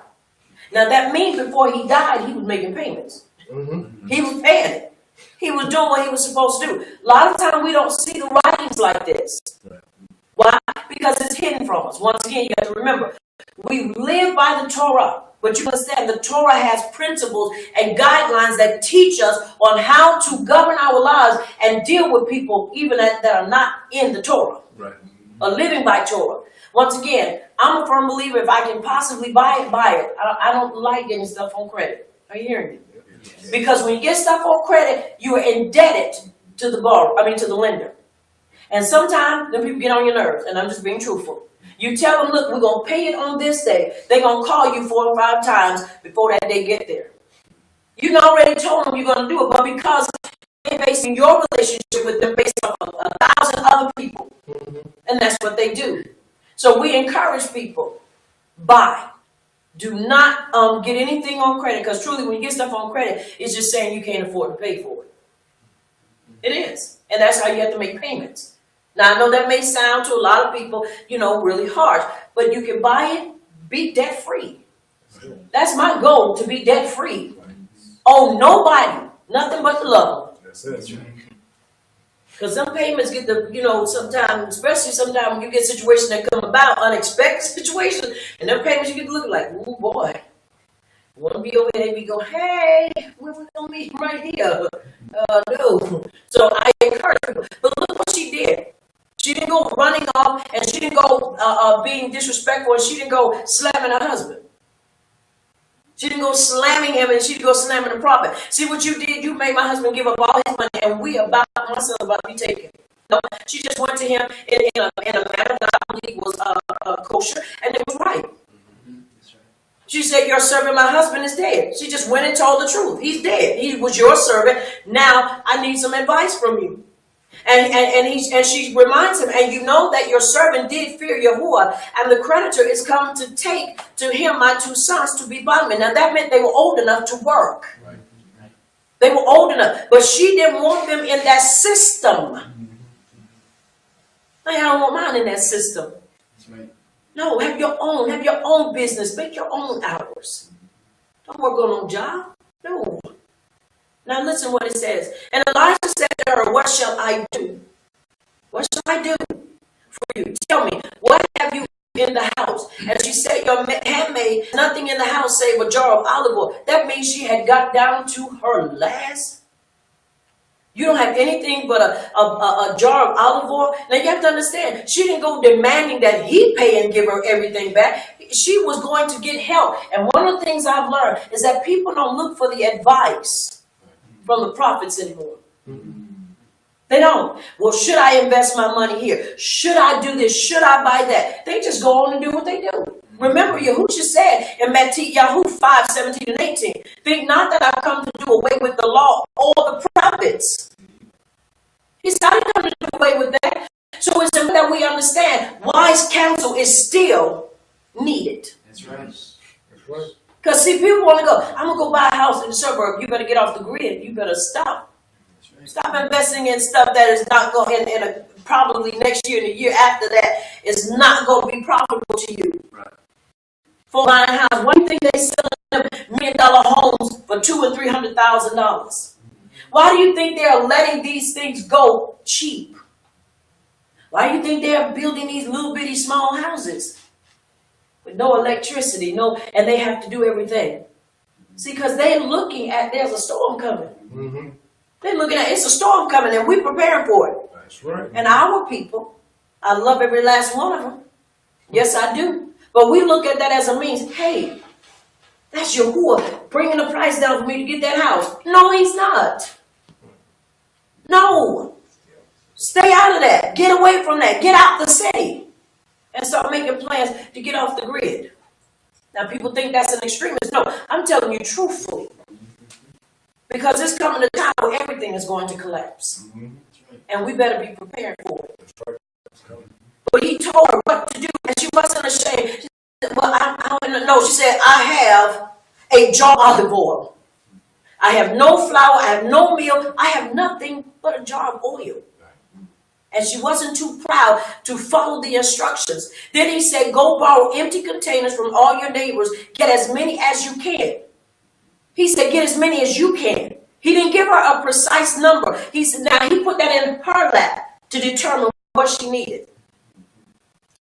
He said, and when you have gathered them, you shall shut the door upon you and upon your son. You shall pour out into all those empty containers, and you shall set aside that which is full. He gave her instructions, simple instructions to follow. But you have to understand, when instructions sometimes be really simple, that's when people want to do it. They get that mentality like Naaman. Go dip where? In the who? I ain't going in that nasty old water. If he'd have told him, no, I'm not going there. No. And then his servant said, but if he'd have told you to dip anywhere else, would you have done it? He told him, so you better go on and dip in there. And he went and dipped in there. And guess what? In the written yard. And he came up like a baby skin. He had brand new skin. Because he followed instructions. They are still needed. That's right. They're needed.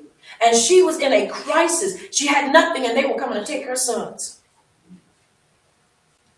I don't know about you, but nobody should want to see their children work out there in that workforce. I don't. Are you hearing me? Yes. Why? Because it's so much out there. And most of the time, people have their own reasons for why they do what they do. But I said that when I had mine, I would not, and I did not want them out there in the workforce.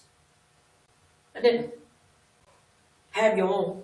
And so Yahuwah baruched them with voices to sing, to minister.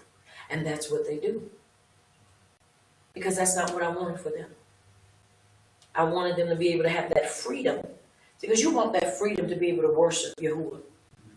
When you have to punch the time clock, and I mean those that have to, you do what you have to do. But you continue to love Yahuwah, and you continue to put that time in with him. And guess what? It's one thing about when you long for him, it's another thing when he longs for you. That's right. He'll open the door for you to have that freedom. That's right. Because he'll want more of that time, of your time with him. It's important that we understand that. Are you hearing me? Yes. Because you want him to long for you in them quiet times, and that private time, and that set apart time. And then he'll start moving things, and he'll start opening doors for you. I'm a believer of that. I do. I believe with my whole heart. Now look what he tells her once again. So she went from him and shut the door upon her and upon her sons, who brought the empty containers to her. Excuse me, and she poured out. Now the thing that I really want to bring out with this is that she went from him and shut the door upon her and upon her sons, who brought the empty containers to her, and she poured it out.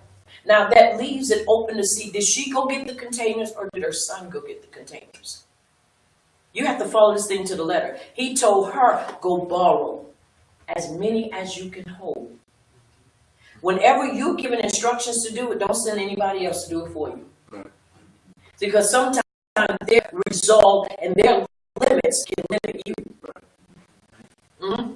See, because I might have wanted 1,000, you might only bring me back 800. So when he tells you to do something specifically, you have to do it. That's right. You have to be the one that do it. And it is so. It is so. All right, 6, 7, 8, and 9, please. Verse 6. And it came to pass, when the containers were full, that she said to her son, bring me more empty containers. And he said to her, there is no more empty containers left. and the olive oil stopped. Now, once again, let's look at this. And I'm just showing us this. Why? Because whenever you're given instructions, don't ever put that in anybody else's hands. Now, it says, she said to her son, be more empty containers. That meant she didn't know that they were all gone.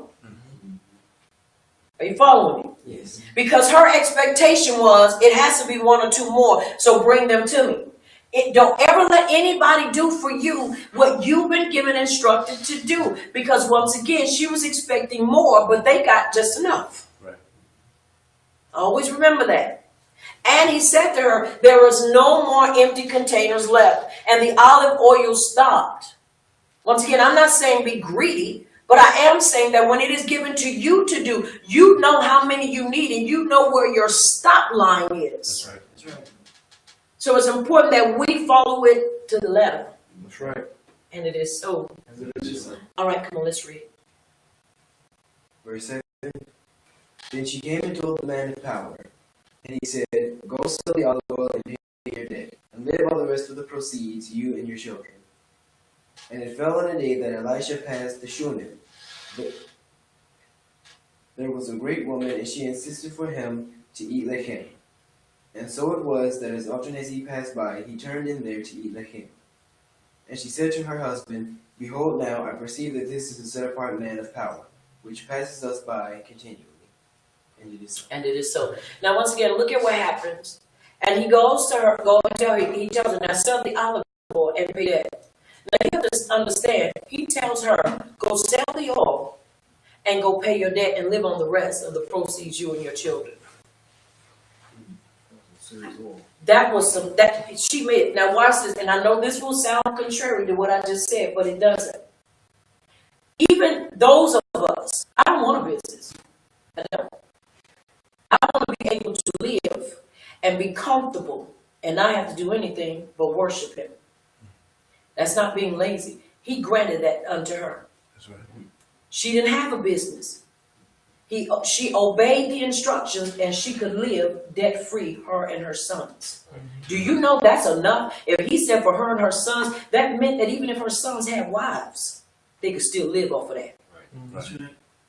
Because whenever he tells us to do something, he gonna make sure that we can get it done and that it's enough for us to live off of.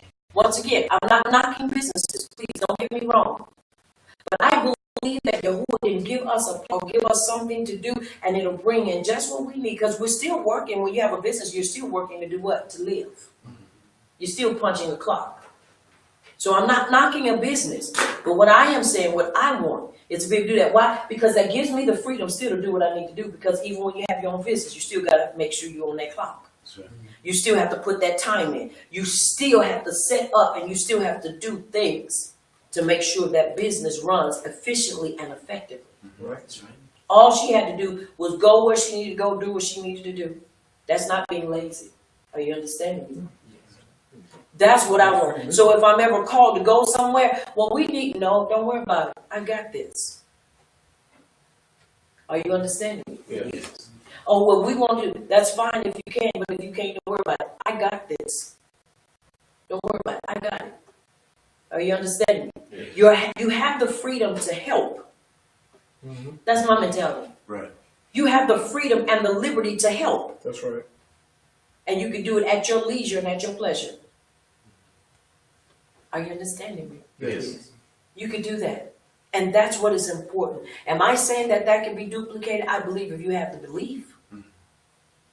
It may not be the same way with oil, but whatever it is, that he can have you live debt-free. Right. And that you can live and you don't have to worry about doing those things. You can help somebody else build their business. You can help somebody else do those things while you sit study, while you sit and prepare. Are you hearing me? Yes. That is what I look forward to. Why? Because I believe the only thing that limits him is our belief and what he's able to do. Sorry. We limit him. We tie him up with our belief. How do we believe? I believe it. And just because I believe it doesn't mean it's going to happen today or tomorrow. Right. That's right. But I believe it will happen. That's Are you right. hearing me? Yes. Once again, the life, looking at the life, and then her lifestyle. She was the wife of a prophet. So that meant she understood what it took. She understood that. And she had to be somebody because he wouldn't have married her. Because she had to be somebody that understood his work in the ministry. That's right. In the ministry. Somebody that go, what you doing? Why you got to give them that kind of money? Why you got to go get a loan to feed them? Why you got to be the one hired? It wasn't about that. That's right. She understood that. Are you hearing me? Yes. And look at how Yahuwah rewarded her in the end. Debt-free living, her and her sons. That's something to think about. And it is so. And then this is Now look at here. Let's look at this one. And let's look at 8 and 9. Once again. And it fell on a day that Elijah passed to Shunem, where was a great woman. This was a great woman now. That meant she was of notoriety and she had money. And she insisted for him to eat lakim. And so it was that as often as he passed by, he turned in there to eat lakim. And she said to her husband, behold, now I perceive that this is the set-apart man of power, which passes by us continually. She recognized who he was. She recognized who he was. right. All right, let us read. 10, 11, 12, 13. Let us make a small upper room, I pray you, and let us set for him there a bed and a table and a chair and a lamp, and it shall be when he comes to us that he shall turn in there. Now, once again, let me show you how you can tell she was a woman of wealth. Anytime they made rooms, most of the time their rooms were simple. But you could tell that she was a woman of wealth because they set in there a bed, a table, a chair, and a lamp. To us, those things are nothing. But in that time, that was wealth. To have a chair, a table, and a lamp. Because those were things that everybody just didn't have, but she knew who he was. So she met his needs. She just didn't say, well, I'm going to put him a bed up here. She knew he was a prophet, and prophets do what? Right. They write, they do certain things. And so this what showed also that she was a woman of wealth. And that she esteemed him, that she was willing to invest in him these things. Once again, most of the time, and I don't say this, I don't ask anybody for anything. Most of the time, you won't have people invest like that. Why? Because people fight against it. We don't pay no tithes. We don't pay no, we don't give. We don't give. Why not? You give Uncle Sam what's his. Well, y'all uncle, he ain't my uncle. But you give it to him whether you want to or not. Right. And guess what he does? He doesn't do anything. Right. But those that are teaching and ministering across the globe, and then folk want to fight folk and want to question integrity. And let me tell y'all something. Nowhere is it in the Constitution that you're supposed to pay taxes, but we do it. Right. Nowhere, but we do it. It is not even a law, Right. but you have to do it. And people gladly do it because they don't want to go to jail. And then when you try to take it to the Supreme Court, will not take it, but it'll go all over the place. But when it comes time for the Supreme Court to touch it, they won't touch it. That's a shame. And that's why people say, I ain't paying nothing.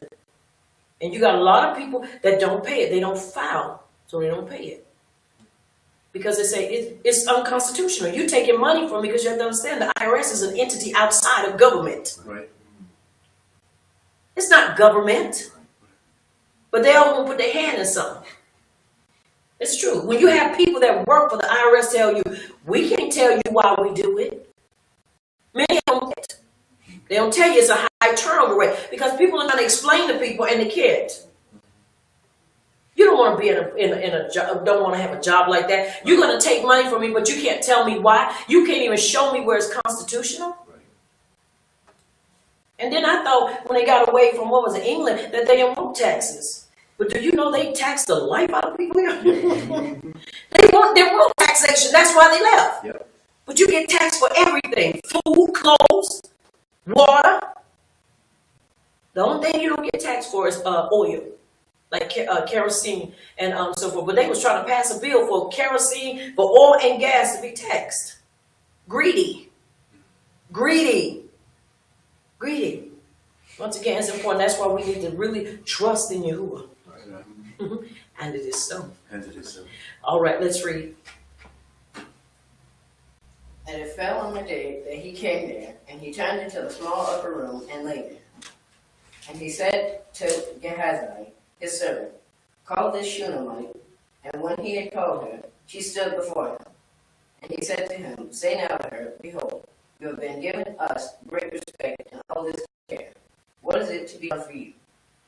Shall I put in a good word for you to the king, or to the commander of the armies? And she answered, I am quite secure among my own people. And it is so. And it is so. She said, look, I'm secure. I don't need any of that, because you have to understand, she had land too. She was wealthy. She was wealthy. Now, and look at this once again too. And he said to Gehazi, his servant, call the Shunammite. And when he had called her, she stood before him. And he said to him, say now to her. Do you know how many people have gotten offended? Oh, you're not going to talk to me? Your adjutant is going to talk to me? Your servant going to talk to me? And I'm standing here. Once again, you have to understand, things they did back then, now we have to learn how to accept those things, because people get offended with that stuff. Right. I'm standing right here and you ain't going to talk to me. You're going to put somebody else up here to talk to me. Who are you? I'm the one who built this room for you. You owe me to talk to me. You know people, you know how people go off. I done built you this room and I done made it specifically for you, and you laying in the bed and you can't talk to me. You gonna have him talk to me? What's wrong with you? You know how people are going on. But she answered him in a manner that showed where she was and that it wasn't about stuff. She knew who he was. She said, I'm secure among my own people. I'm good. Listen what he does. 14, 15, 16, and 17.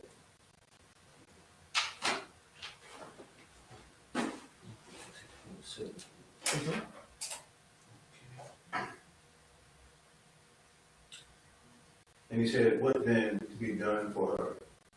And Gehazi answered, verily she has no child, and her husband is old. And he said, call her. And when he had called her, she stood at the door. And he said, about this season, according to the time of life, you should conceive a son. And she said, no, my master. You you man of power. All right? Do not lie to your handmaid. And woman conceived, and she bare a son. And at that season, that Elijah had said unto her, according to the time of life. And it is so. And it is so. It's like, don't lie to me. My husband older. I'm content. Do not tell me that. But she conceived and she brought forth because she didn't have a son. She didn't have a child at all. She basically was content doing what she had to do. It says this was a miracle baby that Yahuwah baruched her with. She didn't have any children. She was content doing what she had to do. And in that time, we know that younger women married older men for security reasons. And not just for security reasons. I believe some of them loved him. I do. I don't believe all of it was for security. Right. I don't. I believe that in their courtship and in their time of coming together, they loved each other. Because I can't see you being with a person you don't love that long. Right. That ain't work. That will not work. Because eventually somebody's going to go crazy and something going to go in, something. And then next thing you know, you got a big old mess. So no, you can't do that. But once again, he's showing what is taking place. And look what happens. He baruchs her with a child. And she's telling him, don't lie. Once again, you have to understand her motive was not doing this to get anything out of him. She knew who he was. She perceived that he was a set-apart man. And she said, this is what I was. He was passing by there. And he had a good journey. And so that was his stopping place where he could rest and he could eat and so forth. And so he only wanted to do what was right by her. Not one of those, you scratch my back, I scratch your back. But he looked in her life and he said, there's something that she needs. If we would just take that time sometime. And say, I wonder if it's something they need. I wonder what I can baruch them with. What's in the mindset. We got to recondition our minds. Yes, I understand church did a number on us when it came to certain things, because you look at certain leaders' lives and they live luxurious lives, and their children and their people are struggling. But you can't label everybody that way. Right. Just like you can't label every man a dog and every woman a slut. You cannot do that because you will be wrong. Right. So you can't do that. Once again, we got to stop looking in the garbage can and start looking in the right place. Right. Mm-hmm. And you can see, once again, you cannot do that. But he didn't do that, and neither did she. And so let's see what happens. 18, 19, 20, and 21.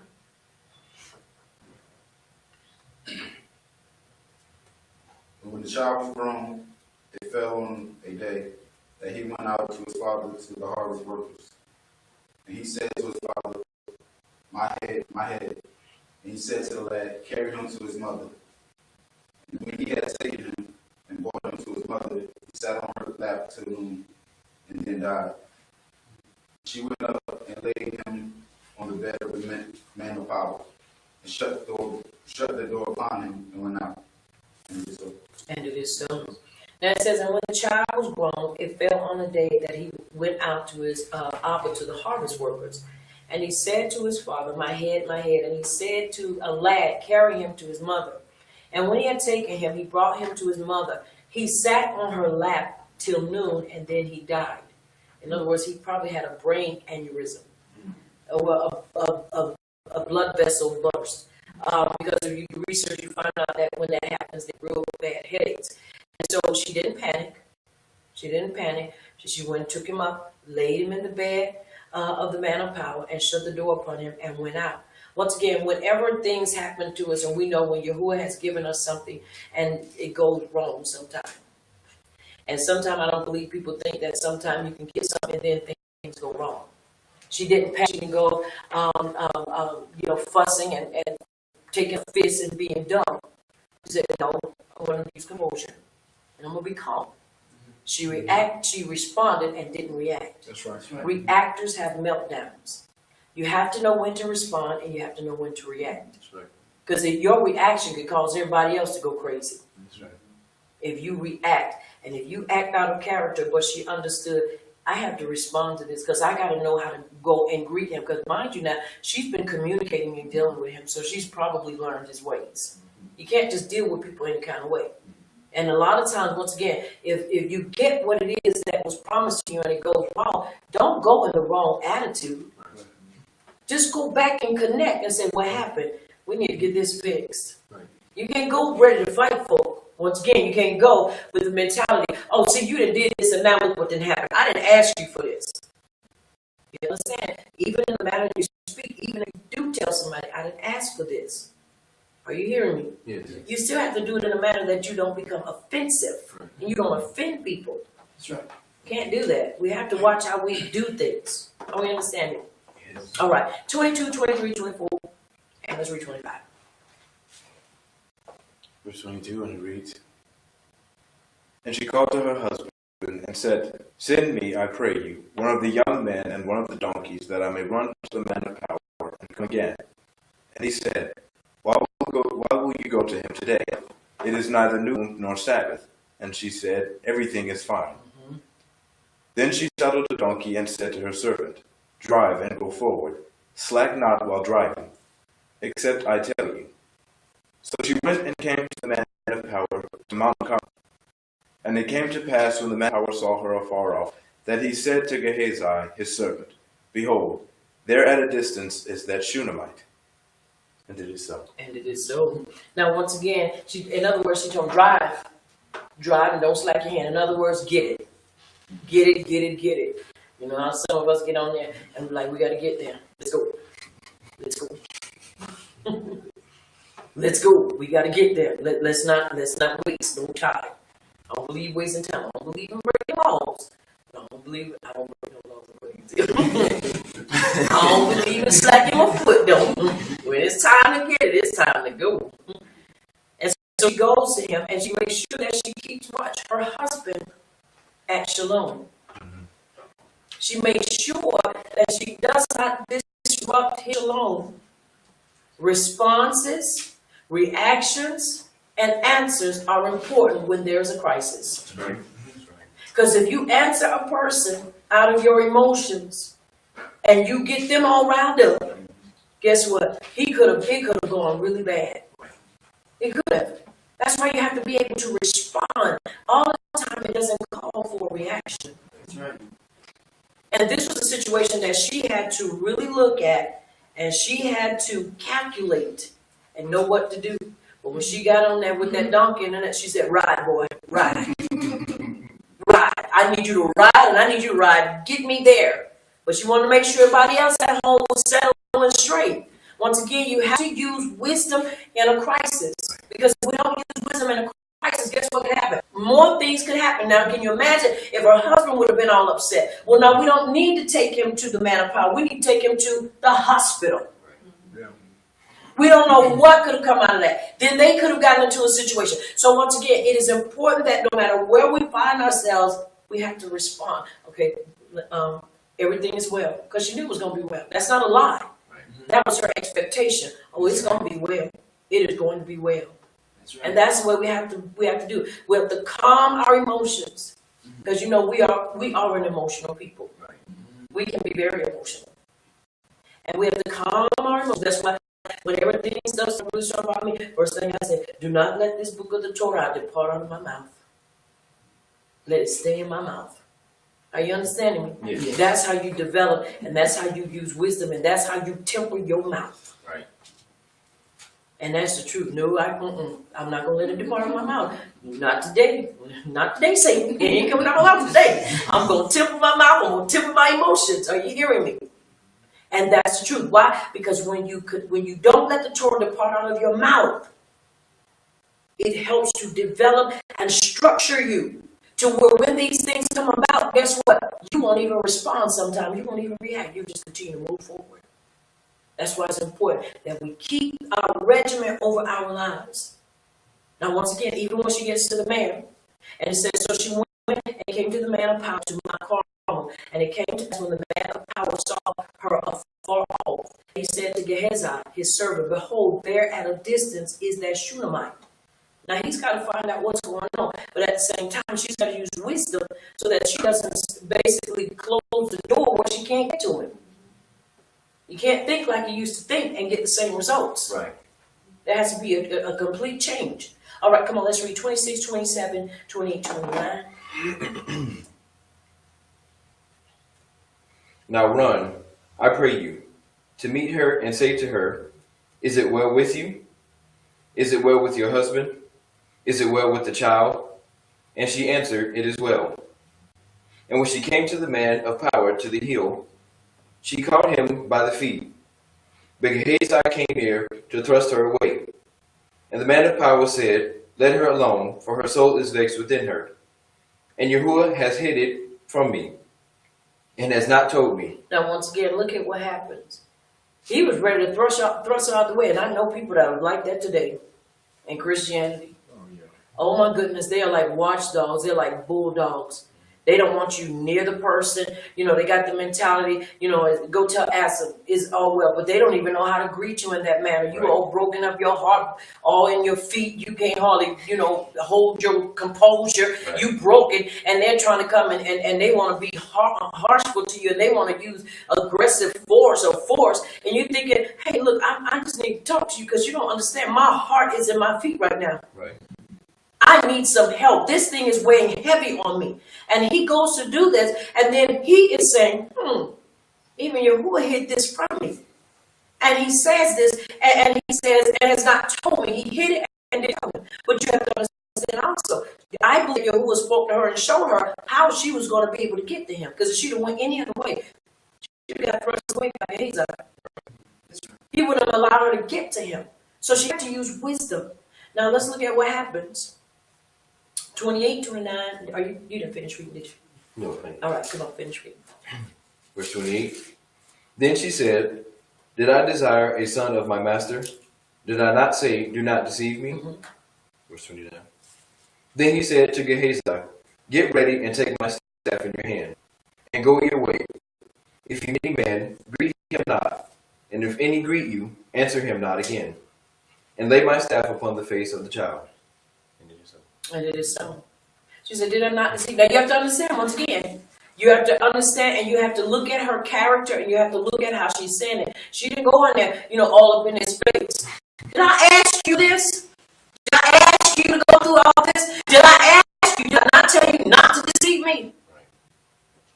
Calm and composed. She said, did I not tell you, do not deceive me? And look what he says. And then he's trying to send somebody else. And verse 30, 31, 32, 33.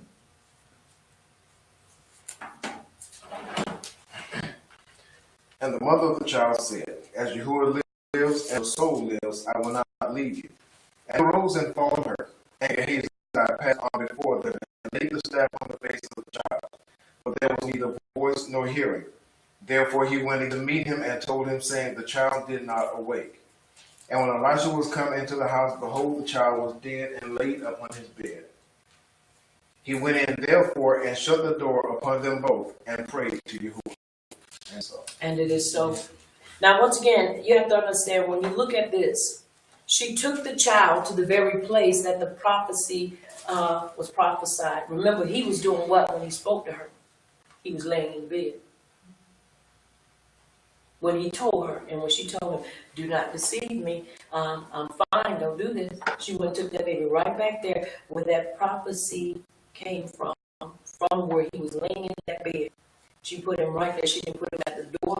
She put him right on the bed as spot, I believe, as a contact of belief. Showing you spoke it. It came from this place out of your mouth. Now this is where life is going to have to come because you spoke it. You know, I'm not doubt you know it came from you. You're going to come. And guess what? He'll be there. Because even though Gehazi had the belief, it wasn't him to do it. It was Elijah. He was the one who spoke it. He was the one that was going to have to basically deal with it. Now, look what it says.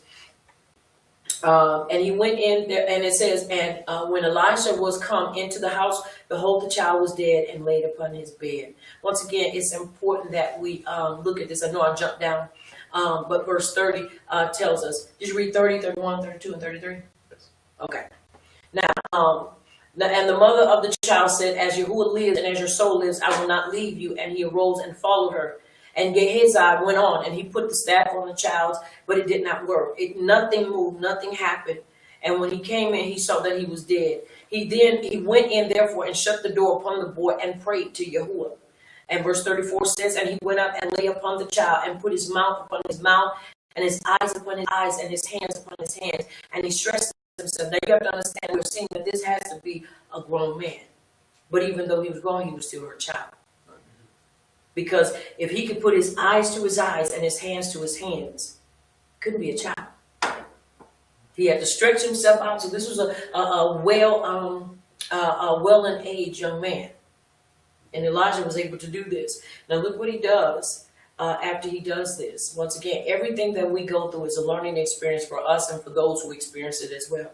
Upon the child, and the flesh of the child waxed warm. Then verse 35 says, then he returned and walked in the house back and forth and went up and stretched himself upon him. And the child sneezed 7 times and the child opened his eyes. Once again, look at what he did. The child was warm. Once again, he began to bring life to that child. Many things we can look at and we can assume. But once again, the thing that we do know is that it took him being there and it took the belief and the actions of Elijah to bring him back to life. Right. Verse 36 says, and he called Gehazi and said, call the Shunammite. So he called her, and when she was come into him, he said, take up your son. Now, once again, he had to go and he had to do this. And I believe it was a learning experience for both of them, because remember, Yahuwah did not reveal it to him, and neither did he tell him. I believe that every place and every stage of our lives, there's a place that he'll do something and he will involve us. But he'll expect us to believe and do what we have to do. I believe this is to keep us from getting boastful and becoming proud, thinking that, oh, he's going to do this. Let me tell you something. We don't know him. We're getting to know him. That's right. We're getting to know him. We was talking to somebody, I was talking to somebody the other day, and they said, I believe that he's just energy. I believe he's the Abba. That's what I believe. I believe he has a form. And what he's revealed to me, that's what I know. And what I don't know, guess what? I don't know until he reveals it. Right. That's right. Sometimes we try to pin him up in a box. And whenever you think that you can fully describe and give a full synopsis or a full definition of him, you'd have missed it. Because we haven't been around long enough to be able to do that. And the only person that knows him like that is Yahushua. And we are not him. We are just his disciples. So it's important that we understand that we stay within that, and what he's revealed to us, we relish that and we hold on to it. That's right. And we live and we learn and we develop. When people start trying to define him, that's why I believe there's problems. He sits on the throne. Yes, he does. And I believe he has a form. And that's what I believe. And that's what he showed me, and that's what he revealed to me. And he's the Abba. And I'm content with that. That's right. Until he desires to show me something else. Until then, my quest is just to live and to obey him and to make him happy. That's right. And it is so. Everybody want to come, well, we know it. Sit down. And that's the truth. Because now you're getting in an area that's very dangerous. Because now you're trying to basically get out of the scripture and trying to explain to people who he is. We've been around long enough. That what we do know, we share it in confidence. But that wasn't them areas that we don't know. Leave them areas alone. Because there's some things you won't know. We know in part and we see what in part. That's right. You don't see it all. It's important that we understand that. Now watch what happens. And he called Gehazi and said, call the Shunammite woman. So he called her, and when she was come in to him, he said, take up your son. Verse 37, then she went in and fell at his feet and bowed herself to the ground and took up her son and went out. And she went out. Now, once again, you have to understand the miracle here. The miracle. Have you seen still, we're still looking at a business. This is not a business contract, but we're still looking at business and the ethics of business. She built him a room, a nice room. You look at that almost like a condominium or a townhouse in that time. That's what you could actually equate it to. And because he gave something to her. He spoke and Yahuwah heard, and he opened up her womb and he brought forth life. And when he got older, that life expired. Probably because of a sickness. But you have to understand, because he was a man of integrity, he wasn't going to leave her there. You know how people will say, well, it's going to happen this day, and it don't happen, and then you don't try to seek Yahuwah to find out why it didn't. You are not a person of integrity. Right. First and foremost, if he tell you something, it's going to happen. Mm-hmm. Right. If he don't, that means you're a lying prophet. That's right. And if he does tell you something and something goes wrong, then guess what? It's our responsibility to seek him. What happened? I need to be able to tell them something. I need to be able to give them an answer. Even if he says, don't ask me. Well, I can at least tell you that. But to walk away and say it's no longer it's not my problem, that's a problem. He was a man of integrity, and he went back and he sought the face of Yahuwah. And that was what she was not desiring, she got back. He brought stability and shalom back into her home. Understand something. It is a great responsibility when we walk in the office, in the calling of a prophet, teacher, whatever you are as a leader. Because if something goes wrong, guess what? We're responsible to cry out to Yahuwah to find out.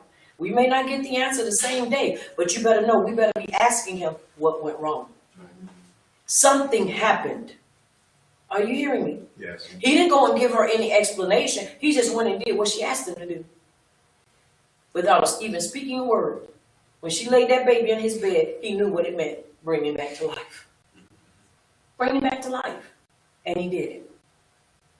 And guess what? He didn't say, now my price is. Now you can, in the offering box, you can, send it by Gehazi, send it by mail. He didn't do that. Once again, integrity. Is still looking at integrity. And it is so. And it is so. All right. Our scriptures for the Hadasha. Let us look at Luke chapter 1. And it's only a few verses, 26 to 38. Which is Luke. We haven't said this, so.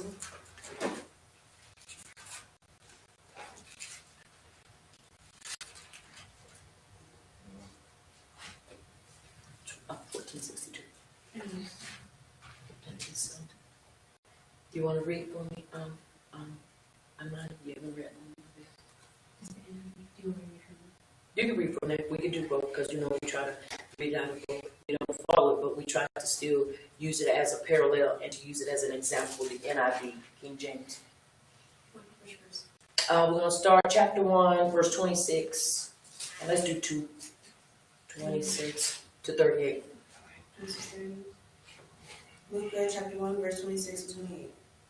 And in the 6th month, the angel Gabriel was sent from Yahuwah unto a city of Galilee named Nazareth, to a virgin espoused to a man whose name was Joseph, and of the house of Dawood, and the virgin's name was Miriam. And the angel came unto her and said, Hail, thou art highly favored.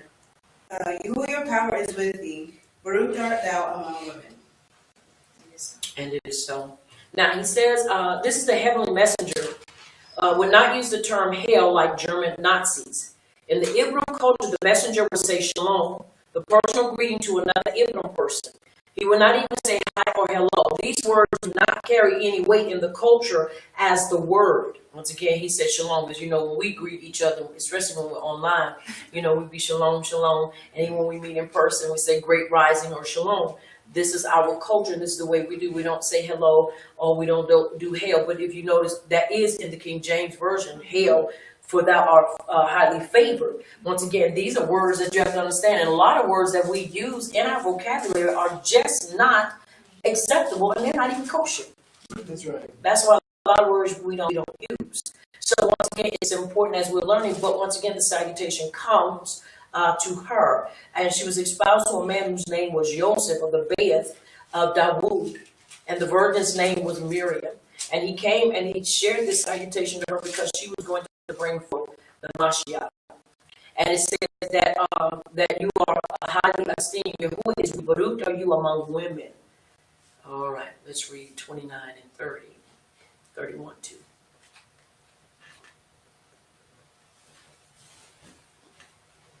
Verse 29. And when she saw him, she was greatly troubled, and cast in her mind what was the reason for this greeting. And the messenger said to her, Fear not, Miriam, for you have found favor with power. And it is so. And it is so. All right. She was trying to figure out what was the reason of him coming there. All right, 31, 32. And behold, you shall conceive in your womb and bring forth a son, and shall call his name Yahusha. Yahusha. He shall be great, and shall be called the Son of the Highest. And Yahusha power shall give to him the throne of his Abba Dawood, and it is so. And it is so. Now, once again, verse 31 says, And behold, you shall conceive in your womb and bring forth a son, and shall call his name Yahusha. He shall be great and shall be called the Son of the Highest. And you shall give to him the throne of his Abba Dawood. Now, once again, and when we read verse 33 says, And he shall reign over the bed of Yaakov forever, and of his kingdom there shall be no end. Now, a lot of people, when they read this, the reason they don't believe in Yahusha because they say this has not happened yet. That's why they don't believe that he's come. And that's why you have a lot of Orthodox Ibram that don't believe in Yahusha because they don't believe. He said that he would reign. Now, once again, you have to understand there are four ways that we interpret scripture or writings. Pashat, Remez, Drash, and Sod. You have literal, you have hidden, and then you have allegory, and then you have, once again, mystery or hidden. And so it's important that we understand what it means in its season. We understand that when he came, he had to come to bring up restoration to us. He had to open a door for us to even come and be in a relationship with Yahuwah. This is what the book of, I believe it is Ephesians talks about. Ephesians. All the book of Ephesians talks about the middle wall and how that middle wall of partition was removed because in Yahusha we become what? One new man. In other words, the house that became two, we will become one again. Even Ezekiel chapter 37 talks about it with the churches. This is I believe it's in Romania chapter, if it's not chapter 12, it's in chapter 11, where it talks about being grafted in. It's not talking about another people. It is talking about those of us, the 10 prostituting tribes, or the prostituting sheep of Yisrael that were broken off. Now you have to understand that broken off doesn't mean that we were broken off and cast away. It means broken. If you ever broke a branch before and it's just dangling on, it's broken, but it can't still be grafted in. That's right. Not taken completely off and cast away. So once again, it's important that we understand what is being said. He has to come to get us together first, and then we have to be in our land in order for this next part to take place. But it is bringing us up to speed and showing us what to anticipate. Are you hearing me? Yes. That's what is important. But you have a lot of them that don't believe because they say, well, this hasn't happened yet. Of course it ain't happened yet, because we are not together as what? One. We are still truly divided. You have people over here, people over there. And it seems like when we try to get together, it's always the main thing, the name, when we keep the Sabbath, when we keep the feast. Are you hear me? Gender, women ain't supposed to teach, preach. Polygamy, it's a whole lot of stuff that constantly keeps us divided, and we can't come together. And then when we start saying, y'all, can we just talk? Can we come? Then it comes to the point where we're going to share with you what we believe. Okay, well, let us collaborate. Let's put on the table what he is saying to us, or what we believe he is saying to us in these last days. Because all of us can't be wrong. Are you hear me? And all of us can't be right if we all doing 50 different things. Somewhere, some of us are off. And I have to admit, if I'm off, I don't have a problem with standing up saying I'm off.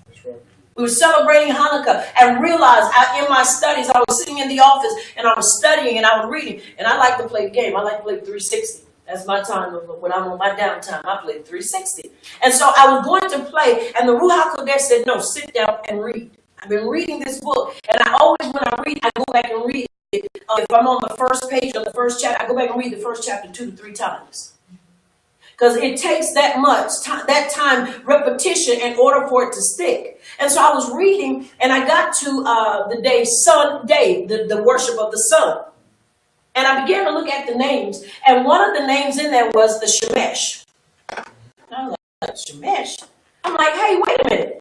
That's the candle, the middle candle, the service candle that we use to light the rest of the candles during Hanukkah service. So immediately I started searching and I started praying and I started searching. And I found so many things. And I said, that night, no more. This night, we will not celebrate it any longer. So you have to understand, we have been celebrating for what, 4 days, 5 days? 5 days. The number of mercy. And the last 2 days to correct. 5 days, the last 2 days to correct a mistake that I made. I had to go back and correct that mistake. I had no problem with it. Why? Because I realized when you find you are wrong and you are out of order, correct it. That's right. That thing floored because I'm like, I can't believe that we were sitting in here. I was sitting in here and I was esteeming the sun god. That thing blew me away. So I couldn't let pride and anything else stand in the way. I said, no, this has to be corrected because too many of us have been celebrating this thinking that it's okay. And when I tell you it is so much more to it, it will take about months to teach on everything that I found out. But what I did find out, that it was the sun god, that candle, that service candle represents Shemesh, which is the sun, another name for the sun god. Mithras, which is also Antiochus Epiphanes' name, which when all this stuff was happening in the book of Maccabees, all that stuff was in there. Once again, we take out of context the whole purpose of the Maccabees celebrating what they celebrated. And I had to study that. And let me tell you something. I had to study that whole day and prepare for that night. The night I found out was the night I had to teach. Are you hearing me? Yes. So once again, when we find out where we've erred, the best thing to do is repent and go on. And I repented. Not only did I repent to Yahuwah, but I repented to those that I taught this to. Because once again, you can't go nowhere unless you're humble. Right. That's right. You can't. And so we have these major issues. And once again, it comes when we look at the writings. You have to understand, none of us have a pure composite of the scrolls. That's right. So when we read, you have to have the Ruach HaKodesh. Right. That's right. Because without her, we're reading, but once again, everything that we basically have has been contaminated. So you got to listen when she says, that's not it. And I like to refer to it in this manner. When I'm reading and I'm reading his words, those words have a certain, and don't take this the wrong way, because I'm not in command and I'm surely not in being a Muslim. It has a vibration. There is something about the words when you see. If you know there's somebody that's close to you and they write you all the time and somebody can basically duplicate their handwriting, they might can write like them, but they will never sound like them. That's right. Writing says a lot because when you write, you can tell who a person is through their writings. Because one thing about a writer, even if a person can duplicate their or mimic their handwriting, they cannot sound like them. That's right. And that's when we're reading scripture or reading the writings, we have to read with an open heart and truly listening for the voice of Abba Yahuwah in his writings. And when it starts sounding, that don't sound like him, then you know that's not him. You have a loved one, a wife, a husband, and they write and somebody get it. You be like, no, that they would not say that. That's an automatic because you know they're writing. You say the handwriting, it looks just like it. But when they start talking through their writing, that's when you know that ain't them. Because the voice never gives, it never lies, even in writing. It never lies. You know their voice through their writings. And so when we read, that's how, what I read, that's how I know. That's how I know. And so I tell people, when you read, get a deep understanding and relationship with his words through the Torah. Right. And when you start reading and you start saying, that don't sound like him, most of the time it's not him. That's right. So once again, we have to pray and we have to have the Ruach HaKodesh to truly be able to understand what it is we're reading and what's being conveyed. And once again, they fall over these things. Why? Because they believe, once again, well, it ain't happening because it ain't happened. Once again, it hasn't happened because we're not together. A king cannot rule over a kingdom that's not set up as a kingdom yet. Right. And if you notice, the land is not set up for us, right? That's right. But what's happening? We're in a time of recovery, restoration, and revival. When I first walked in the truth, that's what he gave me. The 3 R's. Right. We first have to be recovered to be restored. Right. Through our restoration, then true revival will come. Revival can't come till we are restored. That's right. That's right. So that's where we are. And once again, it's important that we understand. All right. Let's read 34, 35, and 36. Yes. Then said Miriam to the messenger, how shall this be, seeing I have no relations with a man? And the messenger answered and said to her, the Ruach HaKodesh shall come upon you, and the power of the highest shall overshadow you. Therefore also that set apart one, which shall be born of you, shall be called the Son of Power. And behold, your cousin Elisheba she has also conceived a son in her old age. And this is the 6th month with her, who was called barren. And it is so. And it is so. Once again, let's look and see. Then said Miriam to the messenger, how shall this be, seeing I have no relations with a man? And the messenger answered and said to her, the Ruach HaKodesh, set apart spirit, shall come upon you, and the power of the highest shall overshadow you. Therefore also that set apart one which shall be born of you shall be called Son of Power. This is Yahusha, talking about Yahusha. Like verse 36 says, we got 2 more verses. And behold, your cousin Elisheba, which is Elizabeth, she has also conceived a son in her old age, and this is the 6th month with her, who was called barren. So once again, we know when Yehukin impregnated her, and he wanted to name him. No, he didn't believe. Not Yehukin. What was his name? Oh my goodness. Not Zechariah. Zechariah. Okay. Thank you. When he went in and he didn't believe, he couldn't speak no more. And he told me, he said he wanted to name him after him, and he said no, his name will be Yehukin. And so we know what took place, and we know all these things that had come together, and that she was barren and didn't have. But he was the forerunner of Yahusha. He prepared the way for Yahusha. And so it's important that we understand that. Now I know we've heard. I don't know if many have heard, and I have heard, but my opinion is this, and the only reason why I'm putting it out there is because I'm still studying it. A lot of people too dismiss this because they don't believe in the Immaculate Conception. They don't believe in the virgin birth.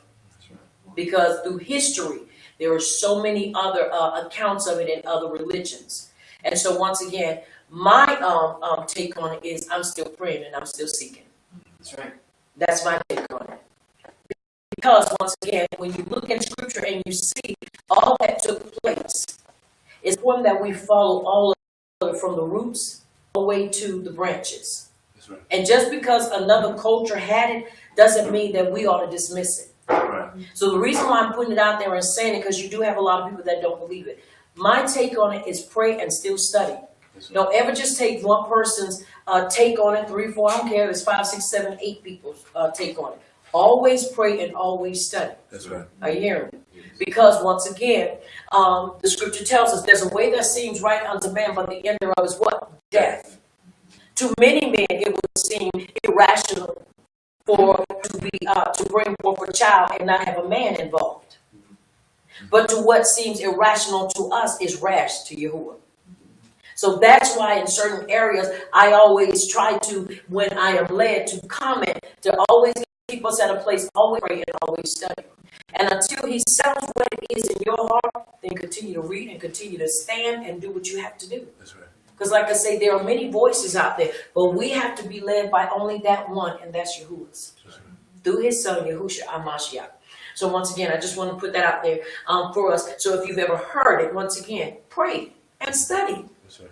Don't just take it because everybody else is agreeing with it, because everybody ain't always right. Right. That's right. Ask Korah. Ask them. Ask them when the ground opened up. It was a bill. And they all got burned up. So once again, we have to be careful with those things. All right. Verse 37 and 38, please.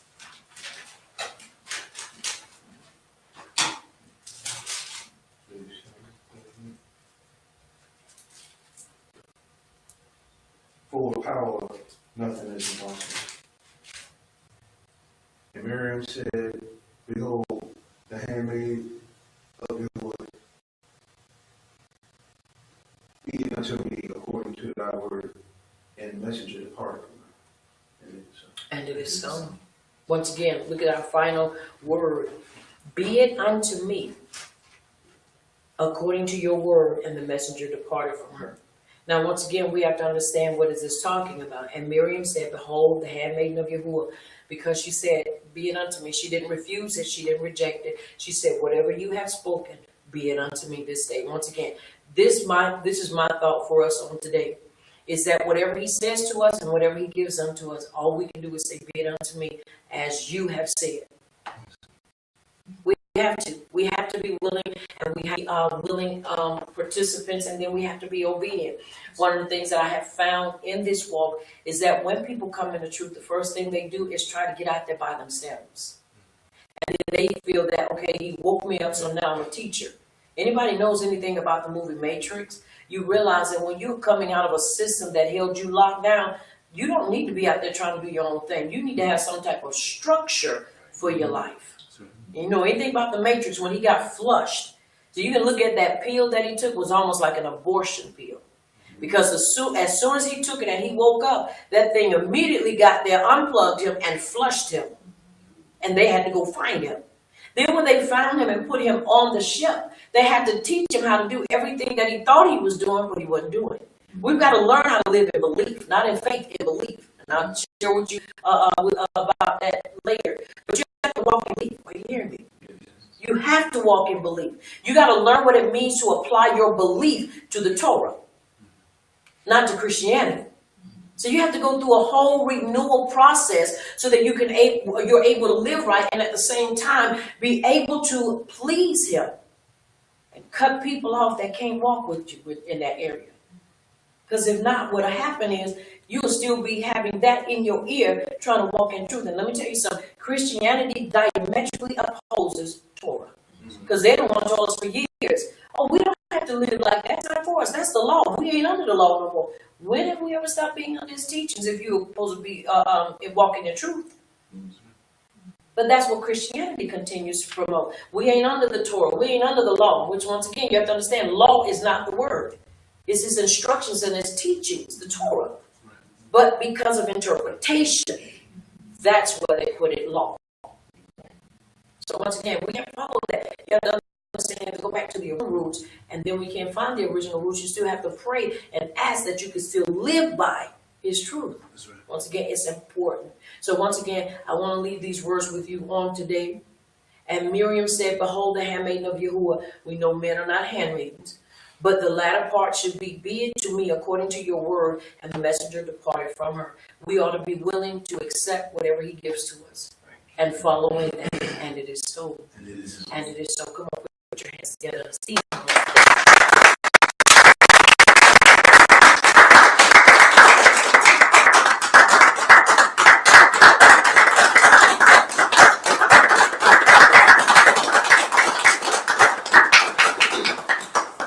once again, as we have come to a close in this our time of class, but not our time of Sabbath rest, I want to say to you, we love you, we're praying with you, and we're praying for you.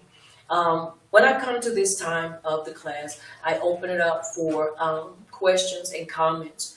So at this time, if you have a question or if you have a comment, you can do so at this time.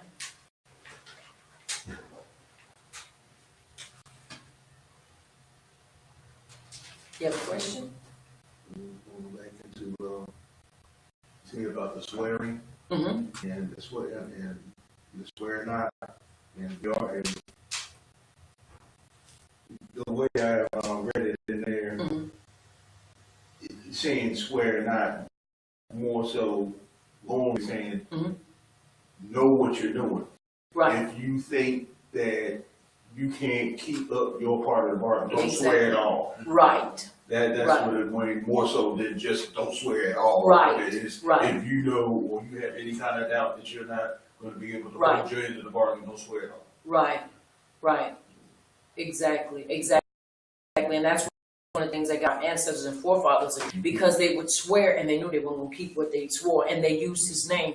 You have to understand his name was like a signet, just like it is today, because you bring him into it when you use his name. And if you're not going to keep it, then you better not put your mouth on it. You better not use it. And so, but what Christianity said, when you hear, they said, and you're not supposed to swear by his name.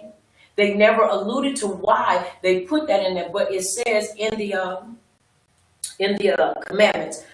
Find those commandments for me, sir, and that way we can see it. I know it's in Deuteronomy chapter 6, verse 5. And let's look at that real quick.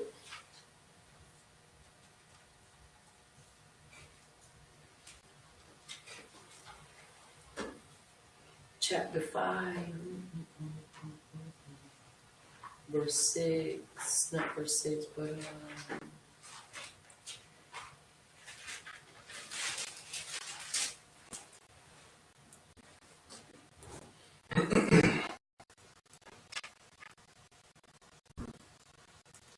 I'm looking at it now, but I'm looking at it too hard. Mm-hmm.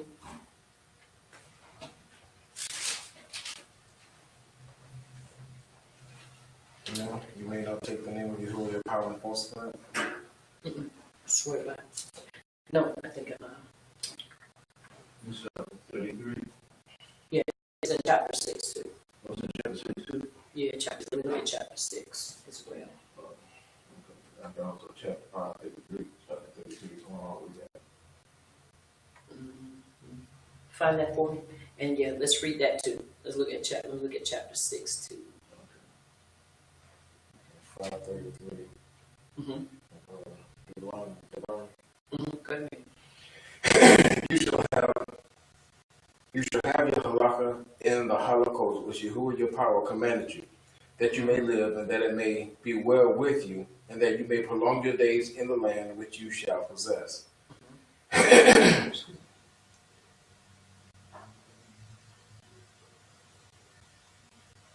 That talks about commandment keeping. Mm-hmm. Did you find it?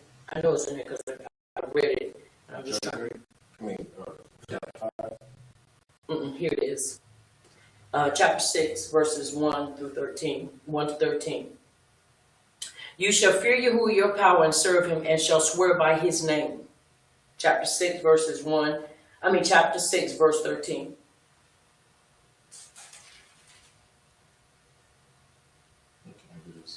And it is so. That's where it says. Chapter 6, verse 13. Oh, hold on. I think we're in the wrong book. Hold on. Chapter 6 of Devarim, which is Deuteronomy. Yeah. You should have talked about Swear. swearing. Uh-huh. Yeah, that's why we're going to Matthew. Matthew.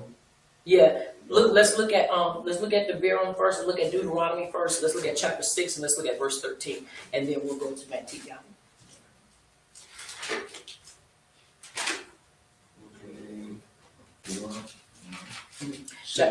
Chapter 6, and let's look at verse 13.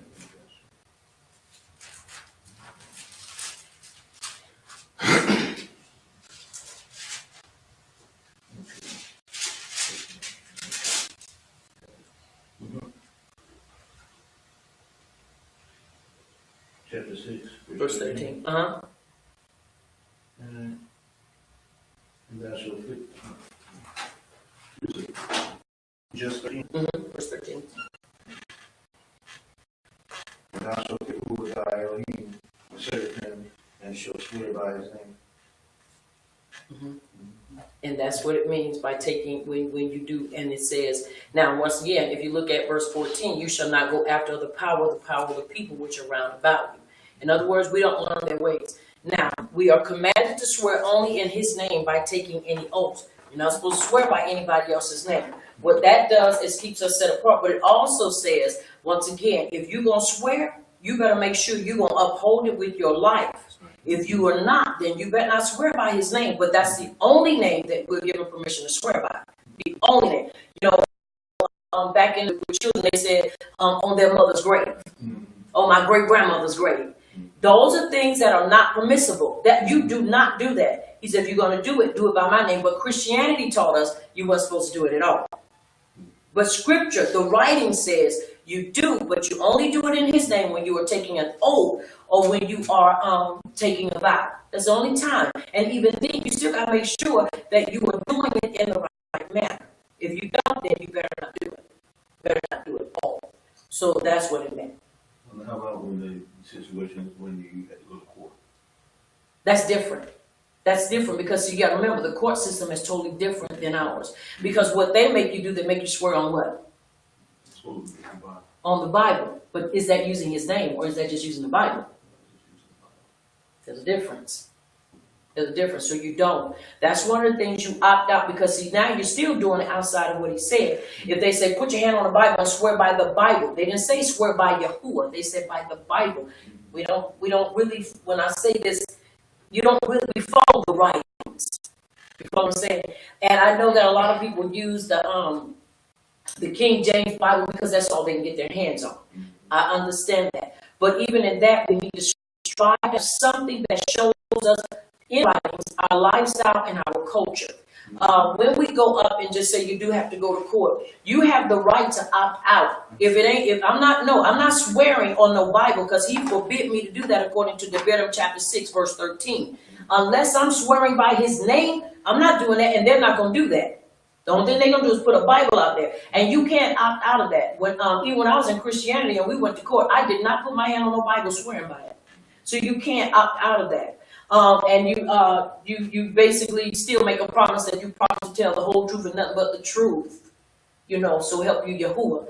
That's, that is your oath, but you don't have to put your hand on that Bible because if you do, you're still swearing by the Bible and not his name. Because remember, that's the culture of those or the way of the powers around us.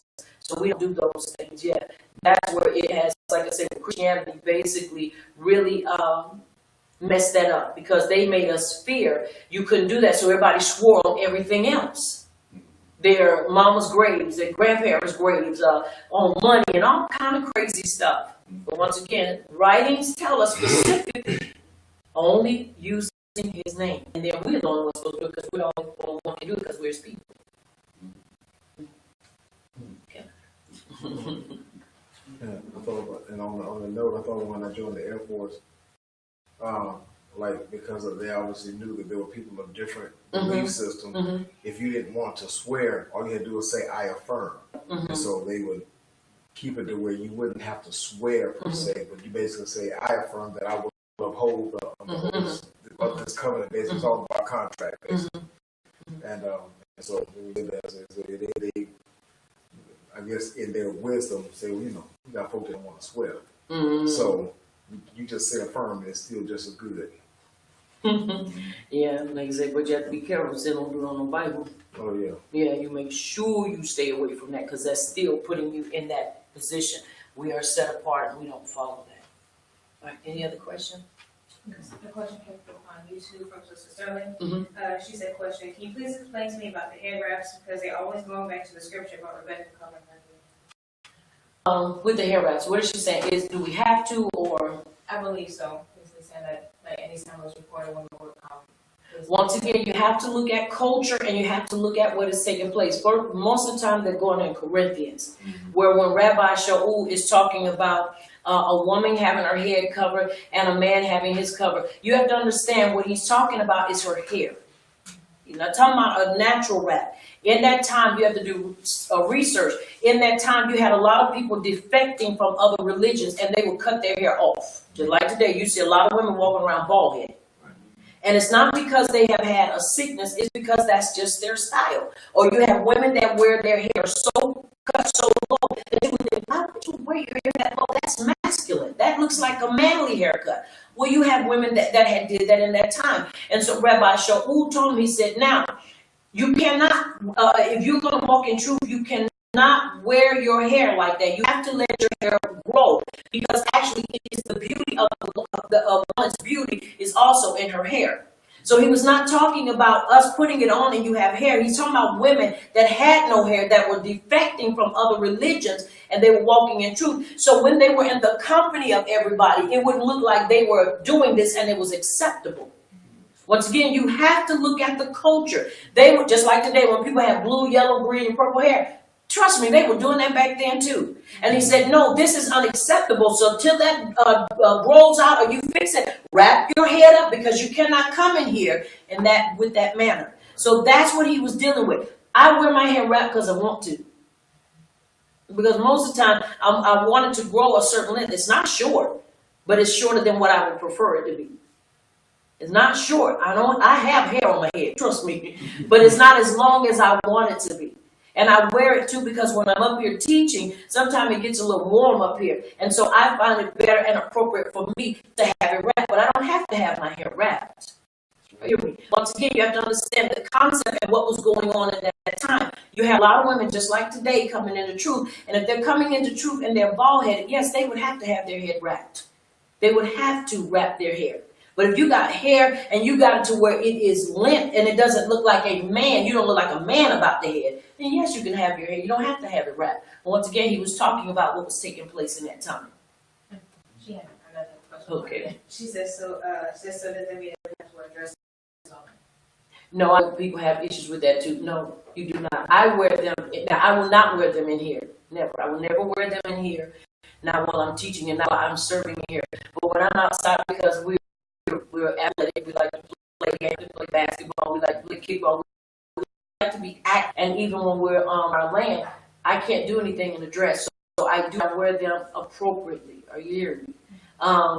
There are certain ones I will not wear, out. So once again, you have to use wisdom in that, but there's nowhere, and they always use, 20 and 5, the Devarim 20 and 5, that a woman should not wear anything pertaining to a man. They use that because, once again, they don't do the in-depth research. He's talking about women that would go into, when they were in, what was it? They were in, I'm trying to think, they in Canaan.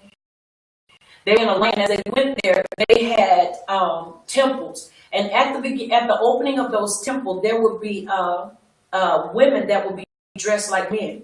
And they would curse the women to come in there, and they would violate the women.